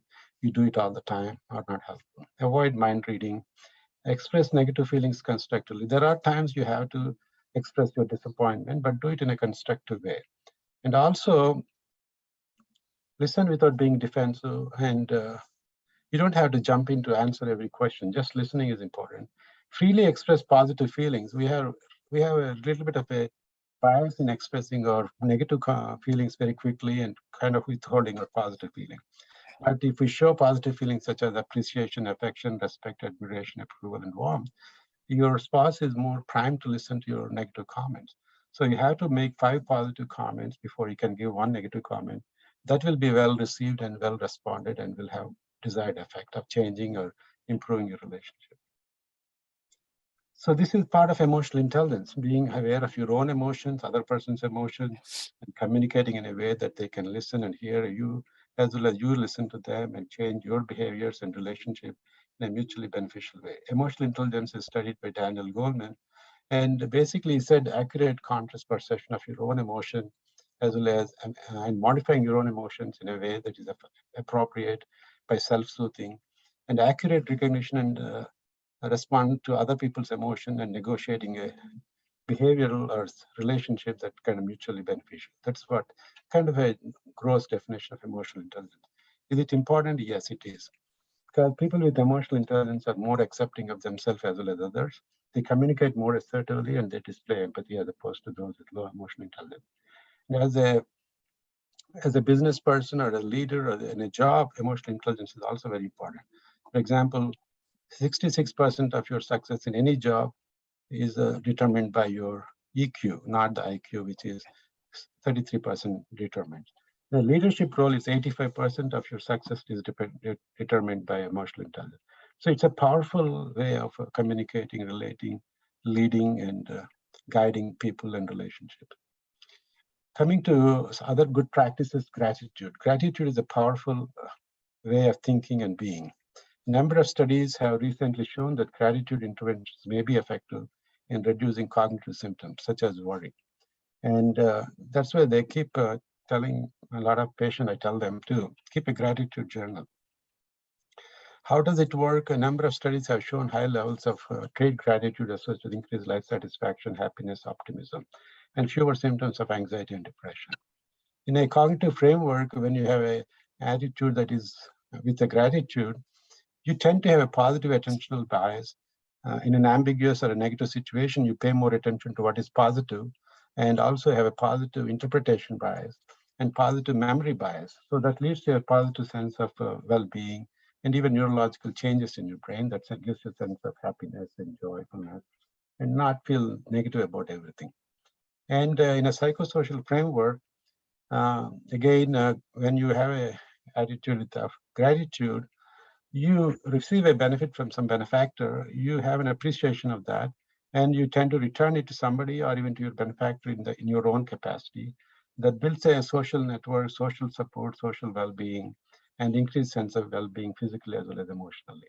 So this attitude of gratitude works very well to have a sense of connection with others as well as a sense of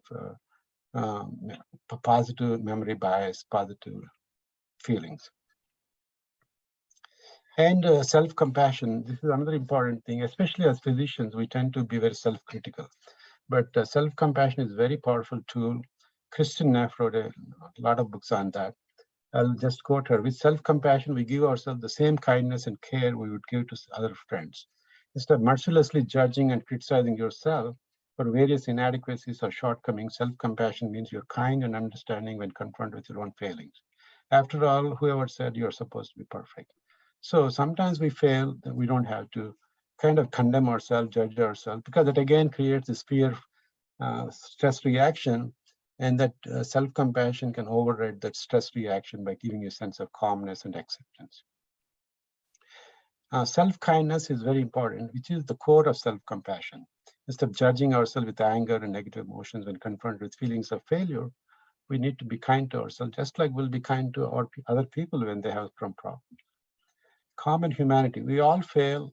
It is a common human condition, but self-compassion can give you a sense of it's a human condition. Failing and feeling sad and negative is the human condition.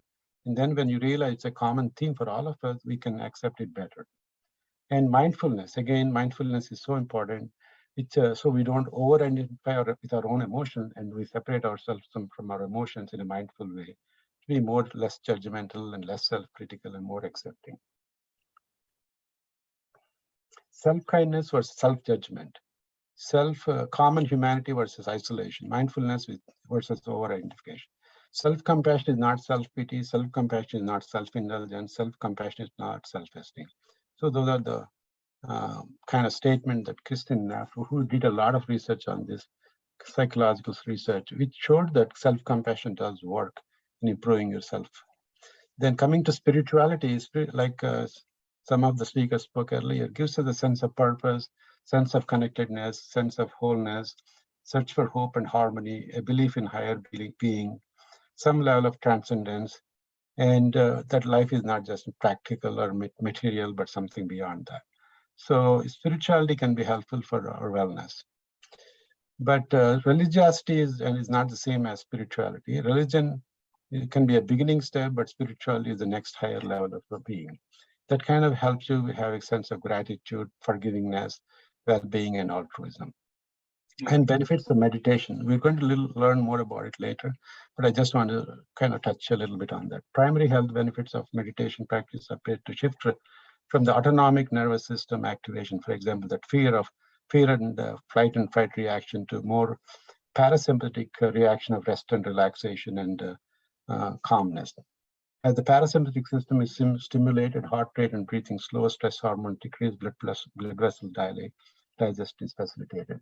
It shows positive effects on depression, anxiety, sleep, immune function, etc. And how does it work? According to some research, meditation mediates you lose less gray matter as you age. There's more gyrification or folding of your cortex, increased thickness of the prefrontal cortex, and significantly larger volumes of hippocampus. Many more findings have shown that it is helpful in depression, addiction, and anxiety. Of course, we're not just talking about only meditation, but along with other treatments as well. Here are some brain scans showing that hippocampus gray matter is decreased in depression and PTSD, and meditators have increased gray matter. Amygdala is decreased in meditators. This is about the default network. I'll skip it here. And another thing that also is important is generosity. We talked about gratitude here. I'll switch gears and talk a little bit about generosity. And I think I'm into 26th minute here. Yeah. So we are generous species, but that's part of our human nature, actually. And we believe that sometimes we're selfish, aggressive, that's how we survive. But it is the generous species that survived the evolution, not the greedy, selfish species. So it is built into our survival mechanism. It's part of our evolutionary history. And not only just human beings, even other species like bees, birds, vampires have the pro-social behaviors, and that's why they all kind of survive to this age, unlike other extinct animal species. So there's an evolutionary benefit to being generous. Host of studies have found people who are generous or we are wired to be generous. Acting generously activates the same reward pathway that Dr. Madhuraj talked about, and pro-social activity also is an important evolutionary adaptation. Multiple studies shown that children appear to have more innate ability to cooperate with others, but that kind of goes down a little bit as they socialize more and become more antisocial, as a matter of fact. So positive effects on givers. There are positive consequences for being generous. They have more psychological well-being and also even physical well-being. They have delayed mortality, people who are generous. Those who voluntarily reported greater quality of life. Positive effects on givers. People are happier when spending money on others than themselves. The studies have found that. And even small acts of kindness can make you feel happier.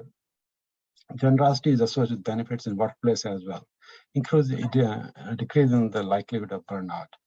Relationships also, generosity is very important. And Dr. Madhuraj talked a little bit about pessimism. There is an evidence that optimistic people have a higher quality of life. What is optimism? It's when problems happen, we don't see it as permanent. We see it as a changeable, optimist versus pessimist. When problems happen, we don't see it as pervasive, that we fail at everything in life. We see it as a circumscribed, compartmentalized failure rather than a global failure. And we don't personalize when we fail in an optimistic view of problem. we put it outside in the circumstances than personalizing it and giving up. So so we don't blame ourselves that we are a failure forever about everything and it's all our fault. As a pessimist would do, optimist thinks it's not a permanent thing, not a pervasive thing or a personal failure.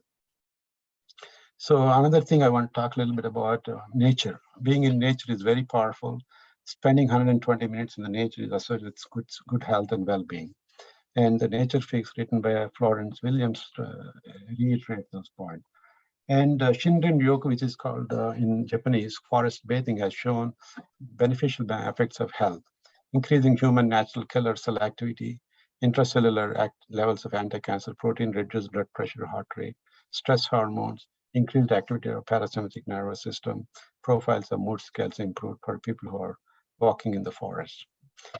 So there is a benefit for being in touch with nature. Let's all be good natured and also good to be outside in the nature. Exercise is another important tool of wellness. We need to do that. Psychologically, you feel a sense of efficacy and distraction. Immunologically, it improves your cytokine functioning and all those. Physiologically, it improves the thermoregulation, endorphins, productions, and all that. And finally, I want to end the talk with about smiling. Does smiling make you happy? Duchenne versus not Duchenne. So a lot of times we feel we smile when we're happy, but the studies have found when you just smile, you feel happier. And for example, they did a study, people holding a pencil between their teeth and watching a cartoon, they felt more they enjoyed the cartoon more, versus if they held the pencil between their lips, which kind of make them like a frown, they did not seem to enjoy as much. Another study was they looked at the baseball player pictures from 1950. Whoever was smiling in those pictures seemed to live longer. There's a 50% chance of surviving for those who did not smile, but who had Duchenne smile, they had a 70% chance of surviving to that age. So overall 35% difference for lifespan for people who have smile in their face. So smiling is good. Smiling is a very positive thing that we all can do. So I'll end my topic here today with of some tips. And thank you, Doctor. Thank you so much. Thank you for giving me this opportunity, and we appreciate it. Thank you.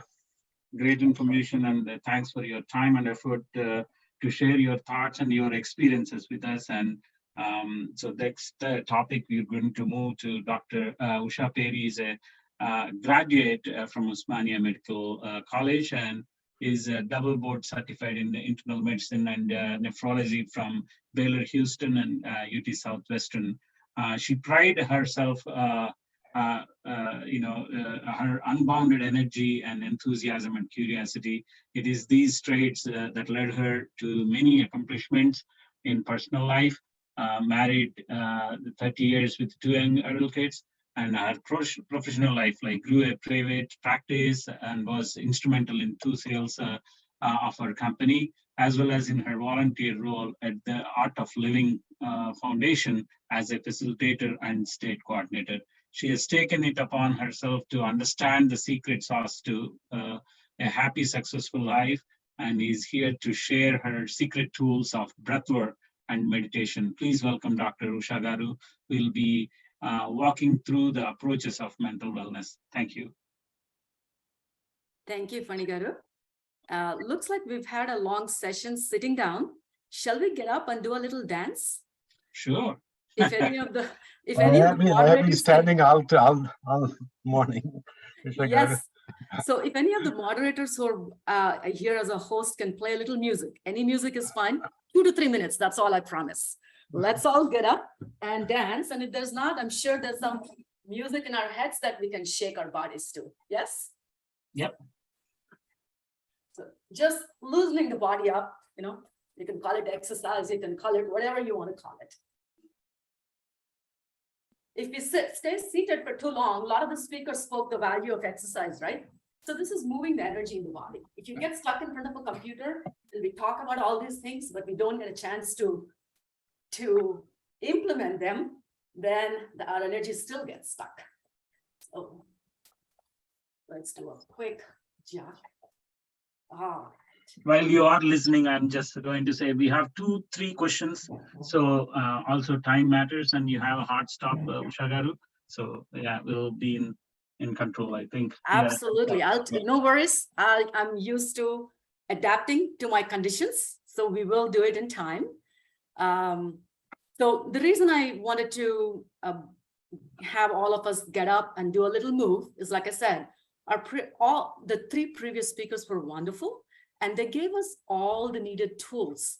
My job really is to try and give you a little bit of a taste of what that looks like, right? I mean, Ravi Garu, your presentation was amazing on mental wellness tools, and I am just taking it to the next level of, in Sanskrit, we have these 3 terms: Shravan, Manan, and Nididhyasa. So thus far, we have done Shravan. We've listened to a lot of things, and a lot of you people probably are already aware of a lot of these tools. Manan is putting a little bit more thought to it, which also I hope in the last hour and a half, you had a lot of opportunity to dwell a little bit deeper and dwell deeper for yourself to see which of these tools will really make sense to you. Nididhyasana is making it your own experience.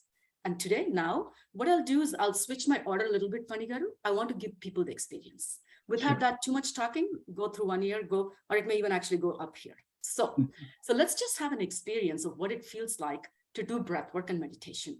Koligaru has presented a whole section on it. Dr. Krishna has mentioned meditation, silence as a tool as well. I just want to give you guys that experience. Yes, everybody ready? Yeah, thank you. Yes, awesome. So all it requires is that we sit straight in our chairs, wherever we are, sit straight, and we close our eyes. We close our eyes because we're making an intention to move from this outside world of stimulation. Thus far, we've heard wonderful knowledge on mental health, so on and so forth. We were listening, we were looking, we're taking all these sensory perceptions. We're kind of saying we don't need that anymore. We're moving inwards. Yes, we'll take a few deep breaths in and out. Every incoming breath energizes the body. And every outgoing breath relaxes the body.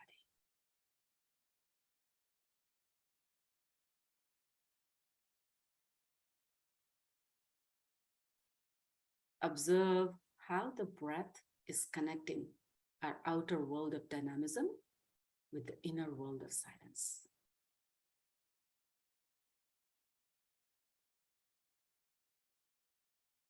As we make that conscious decision to go inwards. Keep taking long, deep breaths in and out.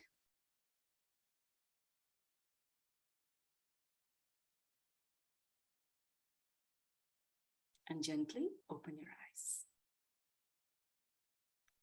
Observe the difference. We feel like we've moved from one world to another world. Yeah. So to build on the breathing, I'll teach you one breath work. Some of you may already be fully aware of it. It's called the alternate nostril breath work, or Nadi Shodhan breath work. Yeah. In this breathing, we generally harmonize and balance the 2 sides of our body, the energies in the 2 sides. And for that, it's very simple. Just observe me, and then we'll close our eyes. We'll do the breathing for a few minutes, and then I'll take you through a guided meditation. Meditation is an art of doing nothing. All you need to do is just completely let go and follow the instructions very, very gently. And when the time comes, I'll tell you to open your eyes. So for the Nadi Shodhan, basically we start with the thumb on the right nostril, the ring finger on the left nostril, and the middle finger goes in between your eyebrows. So we start out with an exhalation through the left nostril. We inhale through the left. It takes a U-turn, the breath takes a U-turn. We close the left nostril and let it out through the right. We take an inhalation through the right. And whenever the breath is done, you close the right nostril, let it out through the left. So it's basically a U shape, starting with an exhalation on the left side. So you can continue the breathing with your eyes closed now.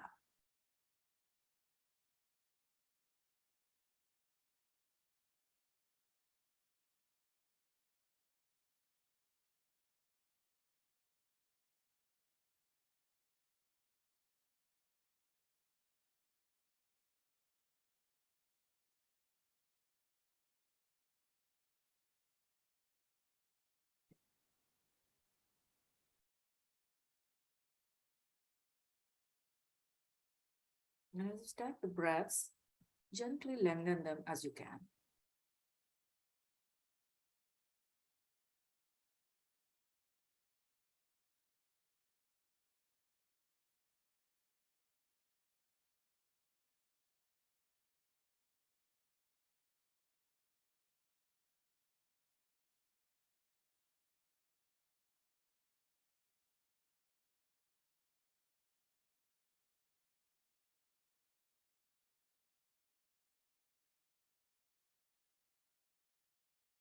Observing the sensations in your body as you're breathing.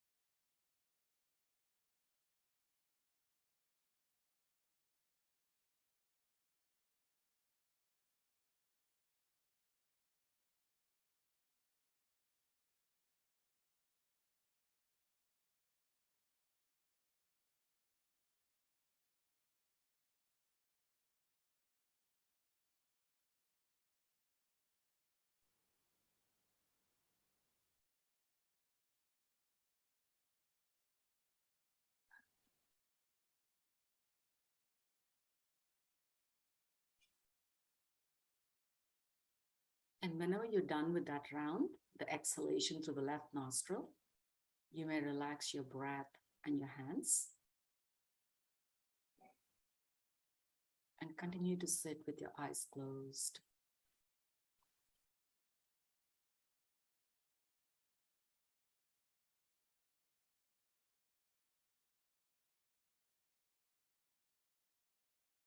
Let's take a regular deep breath in and out.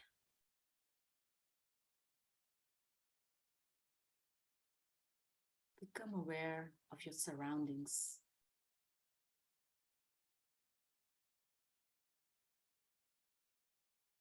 Distant sounds of traffic.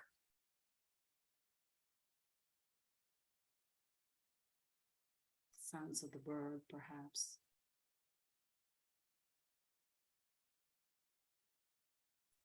Footsteps, maybe.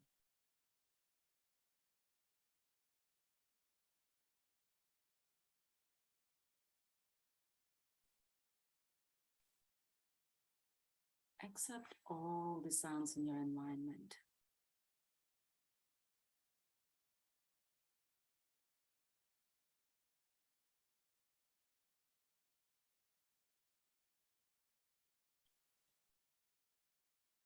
You are in harmony with your environment.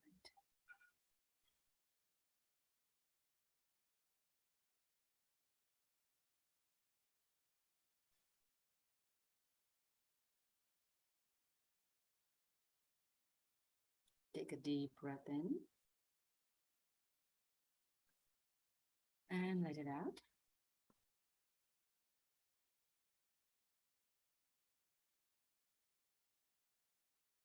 Take another deep breath in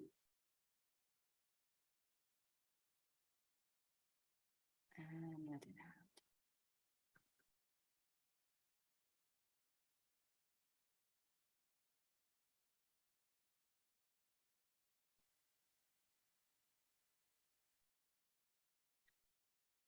Let's become aware of our body.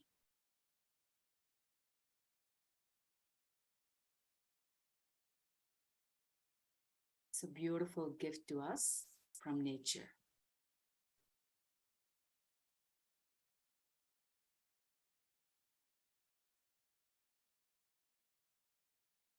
Let's honor the body.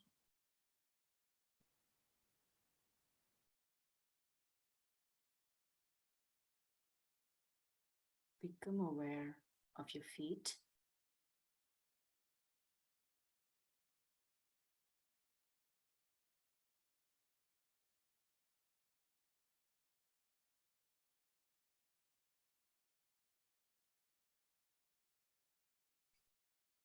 Your legs.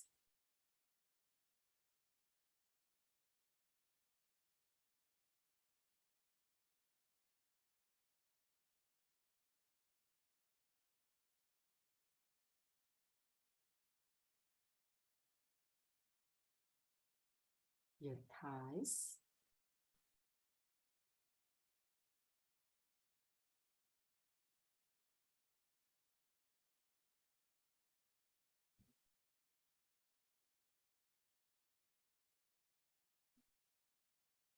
Your hips.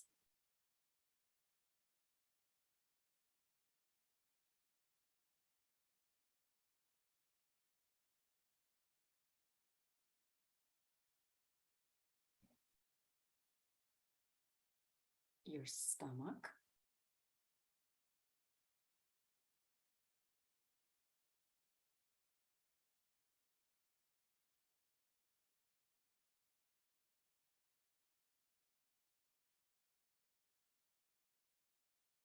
Your chest.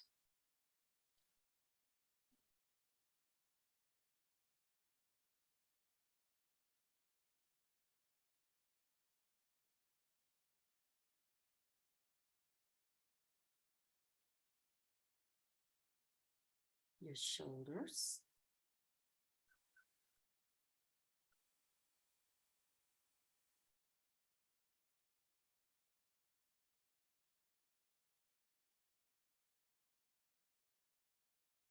Your arms.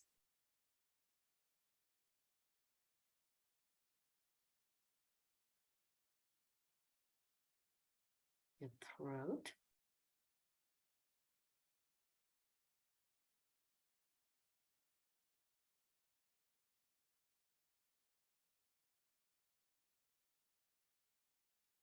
Your face.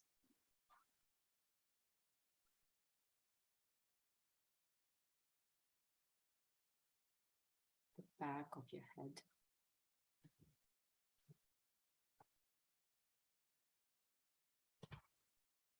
Top of your head.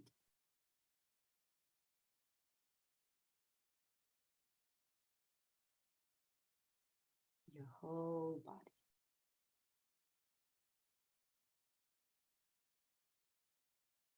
Take a deep breath in. And let it out.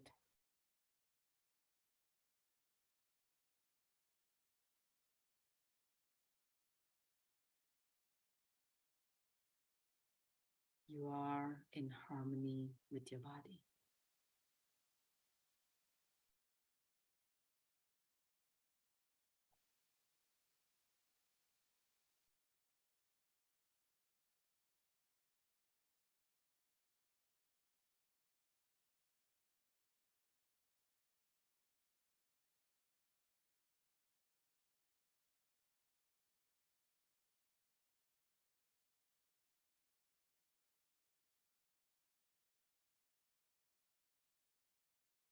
Take another deep breath in. And let it out.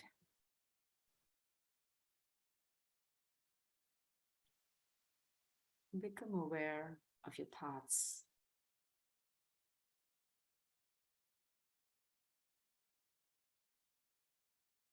Good thoughts and bad thoughts. Let them come.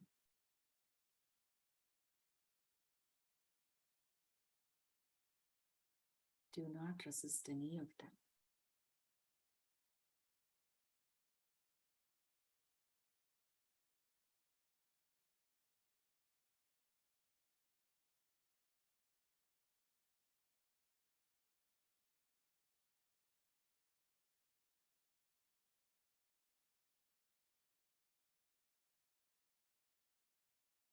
You are in harmony with your thoughts.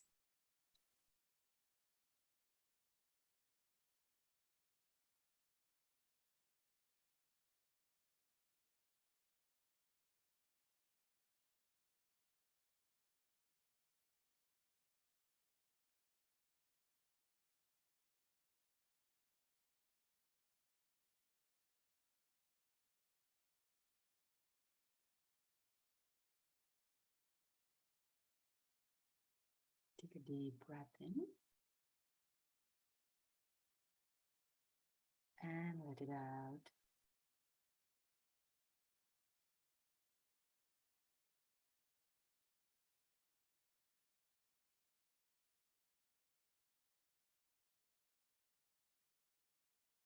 Become aware of your feelings.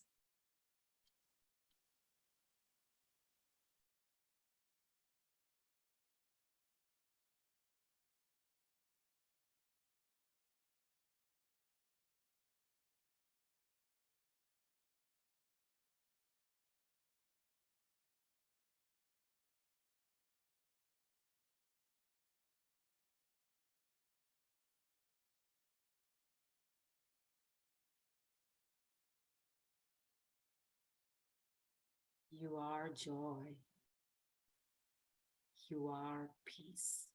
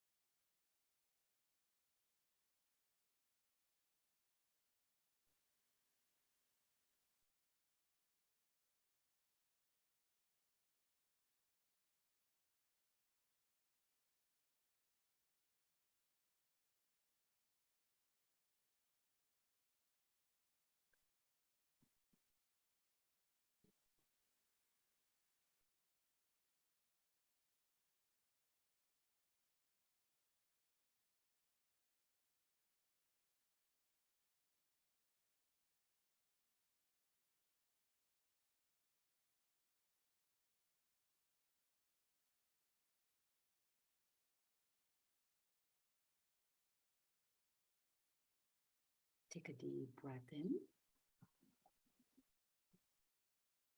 and let it go.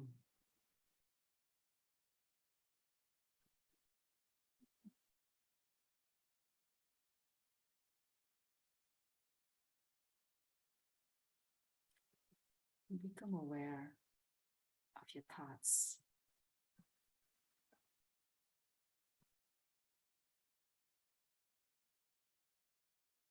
If any.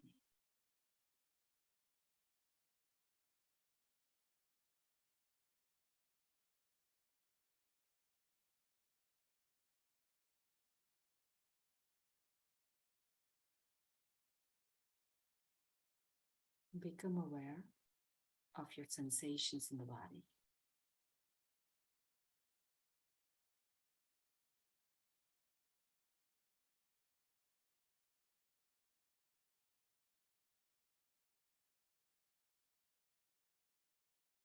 Take a deep breath in and let it out.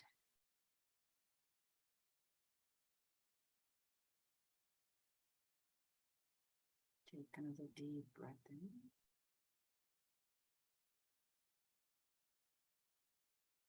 and let it out.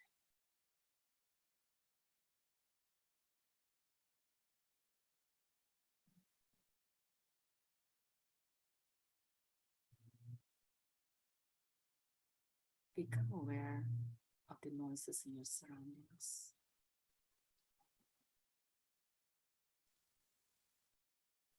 And slowly and gently, whenever you feel ready, you may open your eyes.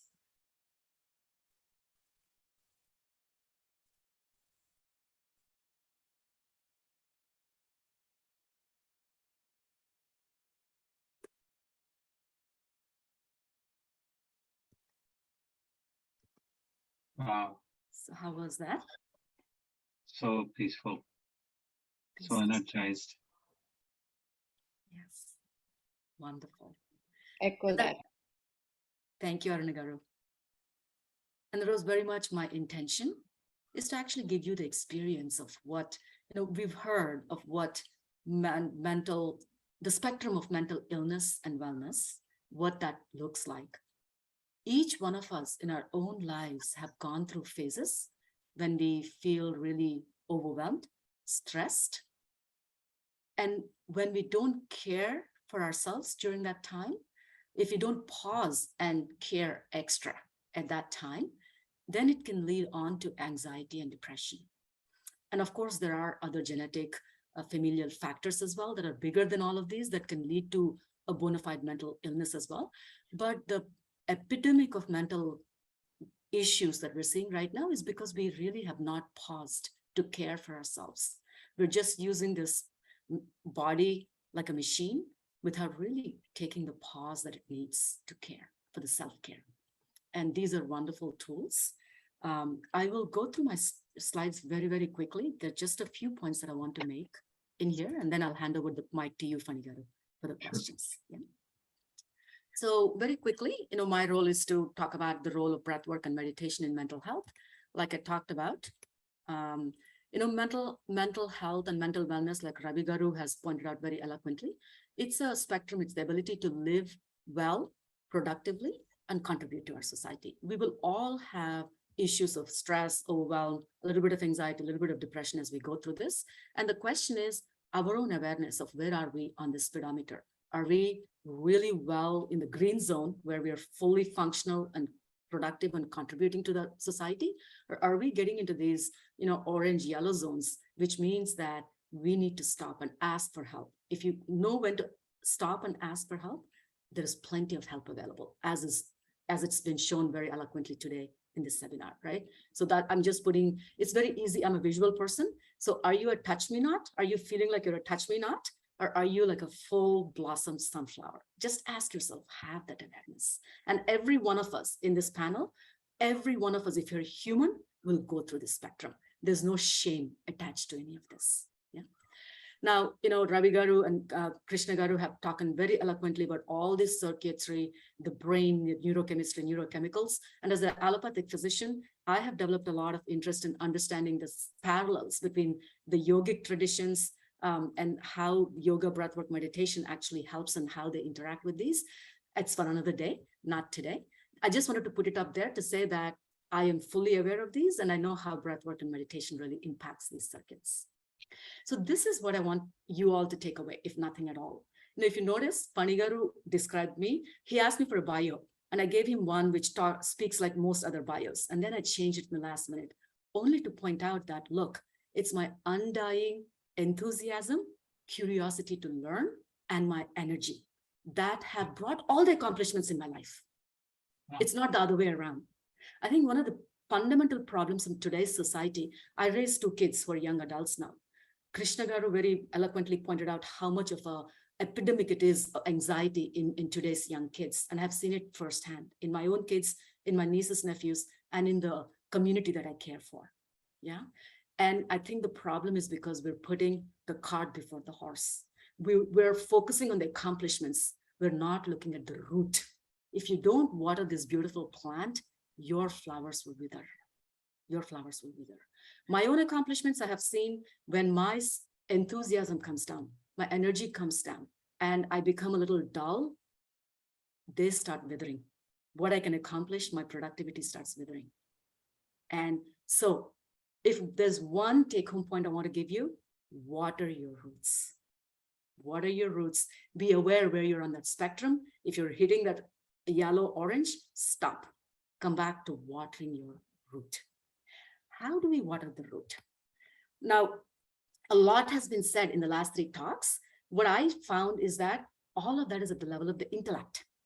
My intellect starts failing me. The mindfulness starts failing me when my root is not watered. When my energy and enthusiasm are low, when I'm feeling dull, I cannot apply those things as well as I know them. But when I sit down and breathe and I meditate, I recharge my battery very, very effectively. And that's why we've embraced, and you know, all the things that have been spoken about, like, you know, being mindful, being non-judgmental, being accepting of the situation, all of those come to me when my battery is recharged. And Patanjali, I would call him the master of psychology. He's the father of psychology. He's figured it all out 6,000 years ago. And I would really recommend that you read this book, Patanjali Yoga Sutras. And of course, I have to put my master's name up there, Sri Sri Ravi Shankar, to who I owe everything I learned today and I taught you today. Yeah. So he's re-spoken the Patanjali Yoga Sutras very eloquently. And Patanjali essentially speaks about the 8 limbs of yoga, right? And to me, breathwork and meditation, see, asanas, we're all very familiar. The little dance that we did could be very well be an asana. It's just moving your body to allow the energy to flow through your body. That to me is an asana. Yes. Now, pranayama is breath work that allows that mind. If you remember now, we just did a little alternate nostril. It allowed that mind that was going at 100 miles an hour when we were listening, processing, figuring out how to apply to our loved ones to slow down. It has to come down to almost 0 if you really want to meditate and go deeper. That's the only way. Breath work breaks the mind. It's that tool that can really handle your mind internally. It's a tool. It's just right under your nose. It slows the mind down. And that's when you can drive deeper. Pratyahara is just withdrawing, like I said, closing the eyes, withdrawing your senses inwards. Dharana is just, you know, it's like that flow of honey, flow of whatever during the abhishekam that we do, you know, all that flow. And then that's when you go into meditation. These other 3 happen automatically. And these 8 limbs, what they do is we each, like Dr. Krishna Garu said, every child, addicted or not addicted, every human being, every human life is so precious. We're all those buds, right? With so much unbounded potential. And our potential will blossom in its own time when we follow these just very simple rules of the 8 limbs, right? And what they do as well is it's an inside out path, right? We've learned a lot, and there's a lot of self-help books, a lot of tools out there, but all that Ravi Garu talked about, generosity, gratitude, nature, silence, right? All of that is within us. And if we just clean our filters through breathwork and meditation, we can find it within. Yeah. So these are the few pearls that I want to leave you with. If you want to learn more about this path, we teach a very copyrighted special breathwork called Sudarshan Kriya meditation, breathwork meditation, sky breath meditation. It's taught in a 3-day workshop, 2.5 hours each day. You get a take-home technique, 20-25 minutes of breathwork, pure breathwork that came to our master, Sri Sri Ravi Shankar, in a 10-day silence period 40 years ago. And that has really helped millions of people across the globe get better. Yeah, get better with anxiety, with depression, reach their own potential. You don't have to have any of these conditions. You can just reach your higher potential, which is the gift I got in my life. You know, having beautiful relationships, having that ability to connect with people, no matter what stresses are going in my life, right? Being open. Yeah. So all of these beautiful things happen to me, I believe, through the daily practice of Sudarshan Kriya breath meditation and then further graduate courses. If any of you are interested, artofliving.org is the website. Here is my cell phone. Here's my email. Please connect with me. And as I said, Shravana Manana Nidhyasana. Hopefully, these tools that we've talked about, both intellectual and experiential, have given you all an additional step to help yourself and help other people, loved ones in your lives. And now I hand it over to you, Naragaru. Thank you. Thank you, Usha Garu. Thank you. Yeah, this is excellent, and I experienced it. I do a lot of pranayama and other exercises and yoga, only asanas, right? The pranayama is the real next level that is very important in your life. And thank you for introducing to our audience. And discussions like these are essential in building an understanding of the fact that mental health illness and influence people in all walks of life. That's why these sessions are very important. And thanks, NATS, and organizing this. I have a couple of questions to the doctors here, and as the question to Dr. Ravigaru, as Naragaru described his personal experience as family member, we could recognize some of our loved ones are suffering from depressions, bipolar, and substance abuse. Most of the time, people who are suffering from these conditions refuse to accept problem, very logical, very argumentative, refuse to take treatment or any help from others. As a family member, what could we do?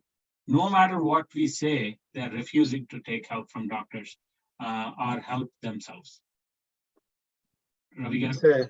It's a perennial question and very important question as well.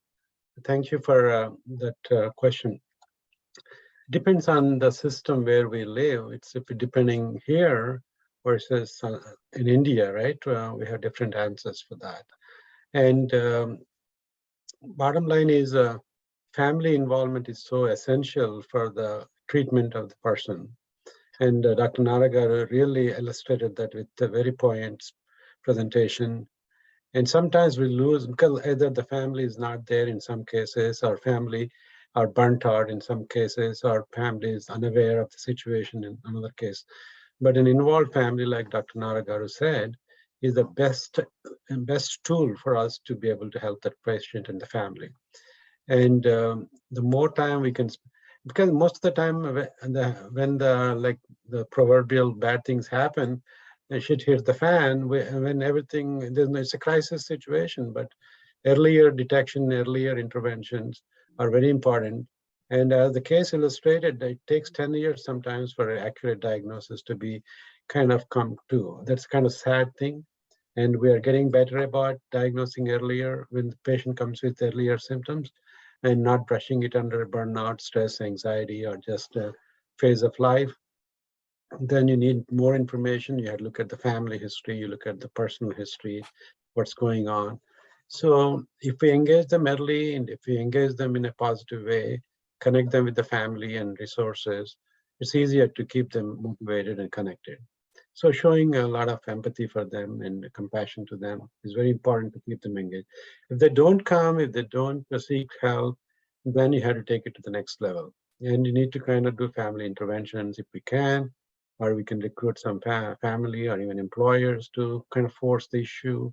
And even to some extent, call the mental health boards to kind of file a petition for involuntary commitments, and then next step and next process can take place. It's kind of harsh, but that is the reality sometimes. And if we can engage them, get them right help, right time, we can provide a lot of help and avoid this unfortunate deaths by suicide that we are hearing about.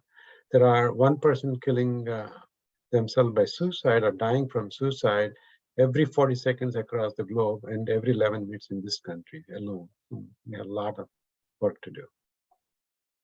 There is another question, or maybe Dr. Krishnagaru, you wanted to also just to shed some light on the same, just since we have only one question and one more question, that's it. Sure. I think there is a sea change coming in our approach, doctors' approach to mental health issues. And I briefly mentioned about it, but what I started in my pediatric practice is starting 5 years of age. I want to screen all the children. Like, let's say I have 3,000 patients.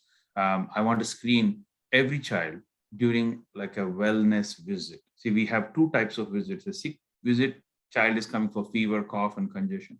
But they're also coming once a year at least for a wellness check. Normally, till now, we have been just asking them how they're doing and doing maybe some blood tests once a year, and then reporting back to these parents that, oh, your child is doing fine. But now we have a valuable tool. It's called PSC 17.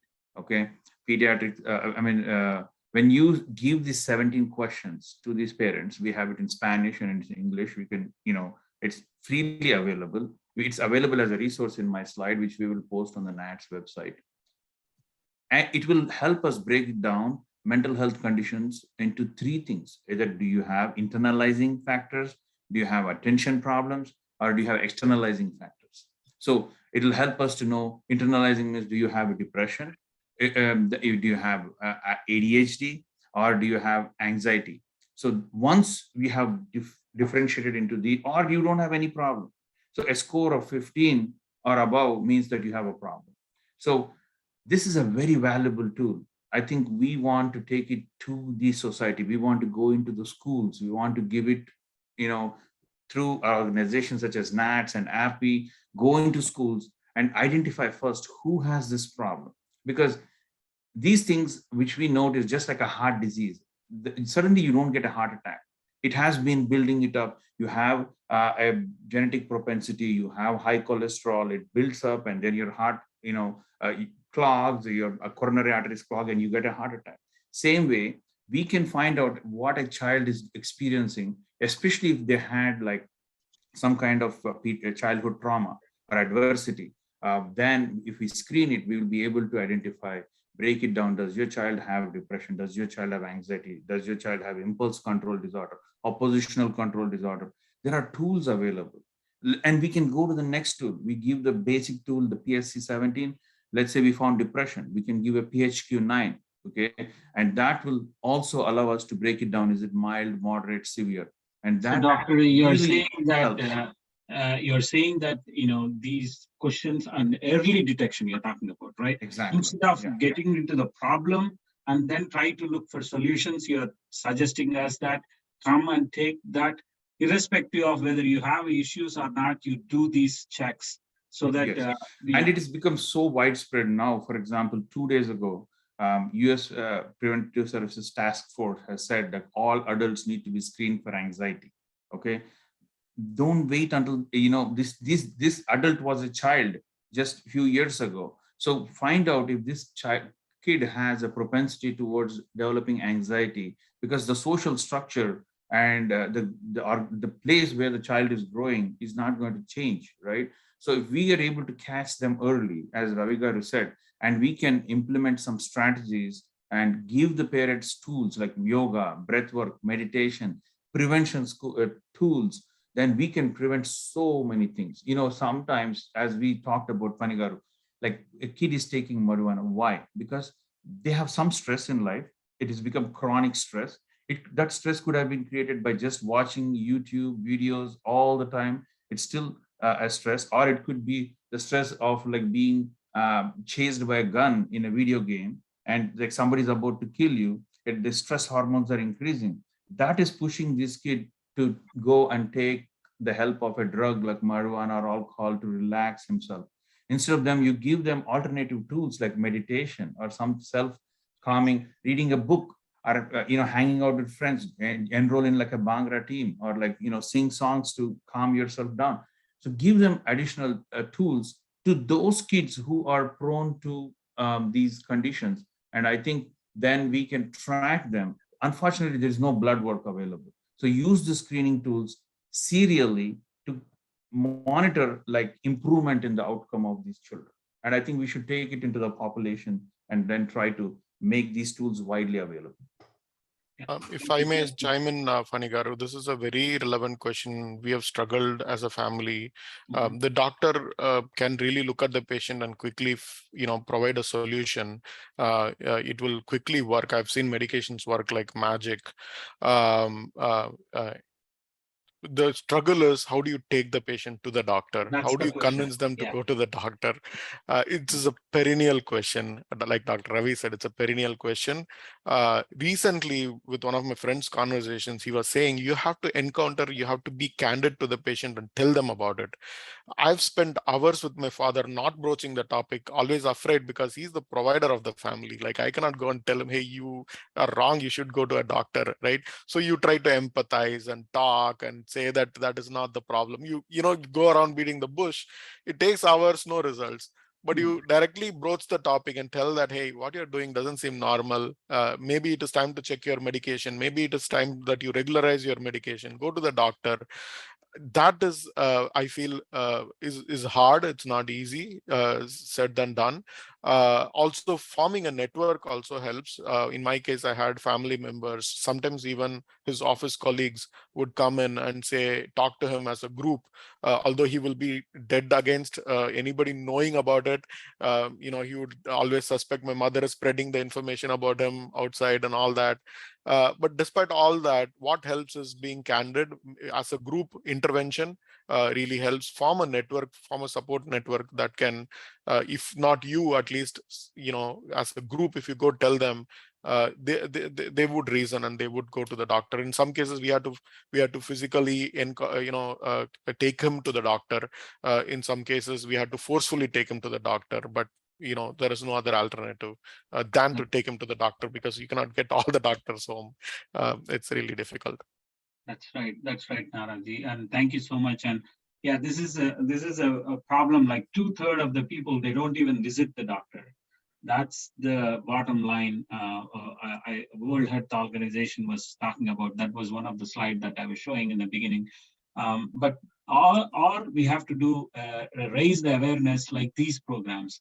And when we talk about it openly, there is a mental illness is there, and there are tools available to take, like Usha Garu gave, to take the benefit of it, so that you don't fall into trap. In early stages, we can catch these, and then we can really avoid a life. We're going into suicidal ideation.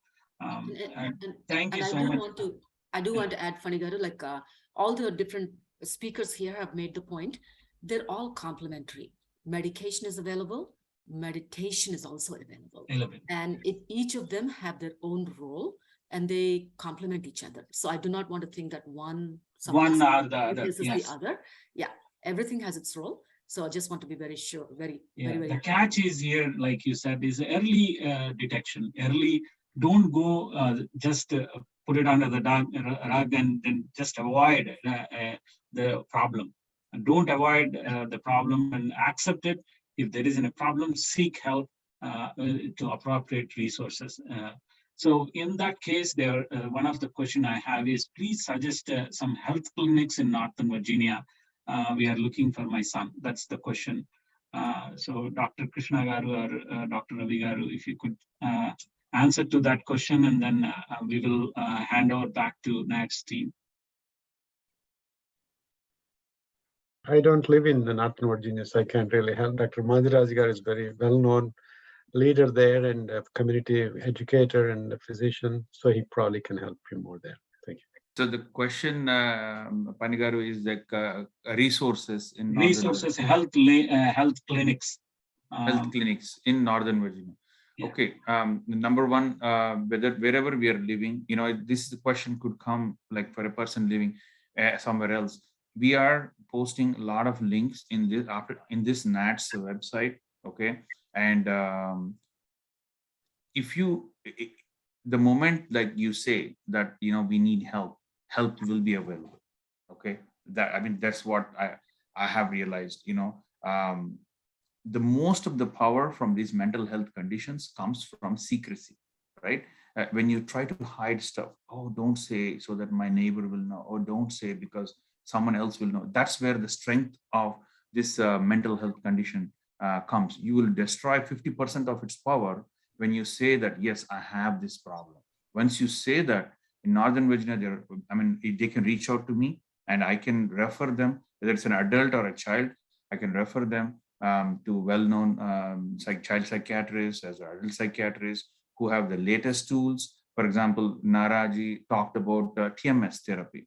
TMS therapy is revolutionized also the treatment of, on top of medication, on top of counseling. The TMS has really helped many of my patients to get better when they have depression and other things.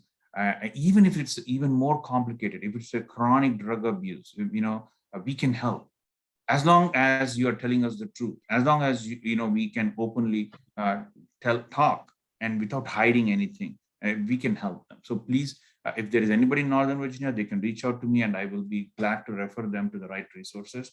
And we will post my contact information and my email address also on the NATS website. And then we will take it from there. Thank you. Thank you, Dr. Krishna. There was another question about a wonderful presentation so far. And, they are looking for this documentation. So probably the NATS is going to, they asked to send it to their email. Rather, I'll direct it to the NATS team, and then they will share these information slides on the website. With that, and I thank you so much, everyone, for being part of this. And together we are raising the awareness, and we are also learning. And that's how I see it. Anytime we learn something. So I take some points away from this session and continue to do these more programs and opportunities given by NATS. I'll pass it to NATS team. Kavita, Dr. Garu, please take over. Thank you, Panigar. Thank you all for all the panelists and the specialists that we gave all the good advices and really practical help for all the users we have here on this call. And we thank all the NATS team, Aruna Garu, Bapu Garu, Jyoti Garu, and Lakshmi Garu, and all the other NATS team that is joined here. The marketing team and web team and media team who supported us to be on this call and join all of us together at one single panel and discuss all these items. And that is really helpful from NATS team to put this event together for us. And I will really, really appreciate all the team members, their work and time. And Panigaru, special thanks to you being a narrator for us and moderator for us and leading us with all these good cause and these discussions also. At the same time, I would really, really appreciate all the participants in this call, all the individuals that joined and asked all the helpful discussions and the questions and asked for more help also. So please give all the information that you guys were looking for, and the NATS team will really put all the presentations and the questions and the information together in our NATS website, and we will share everything with you guys as much as needed, and we will keep this help going for all the needed people in future also. Okay, thank you all, Andy. Thank you all for your participation. Thank you.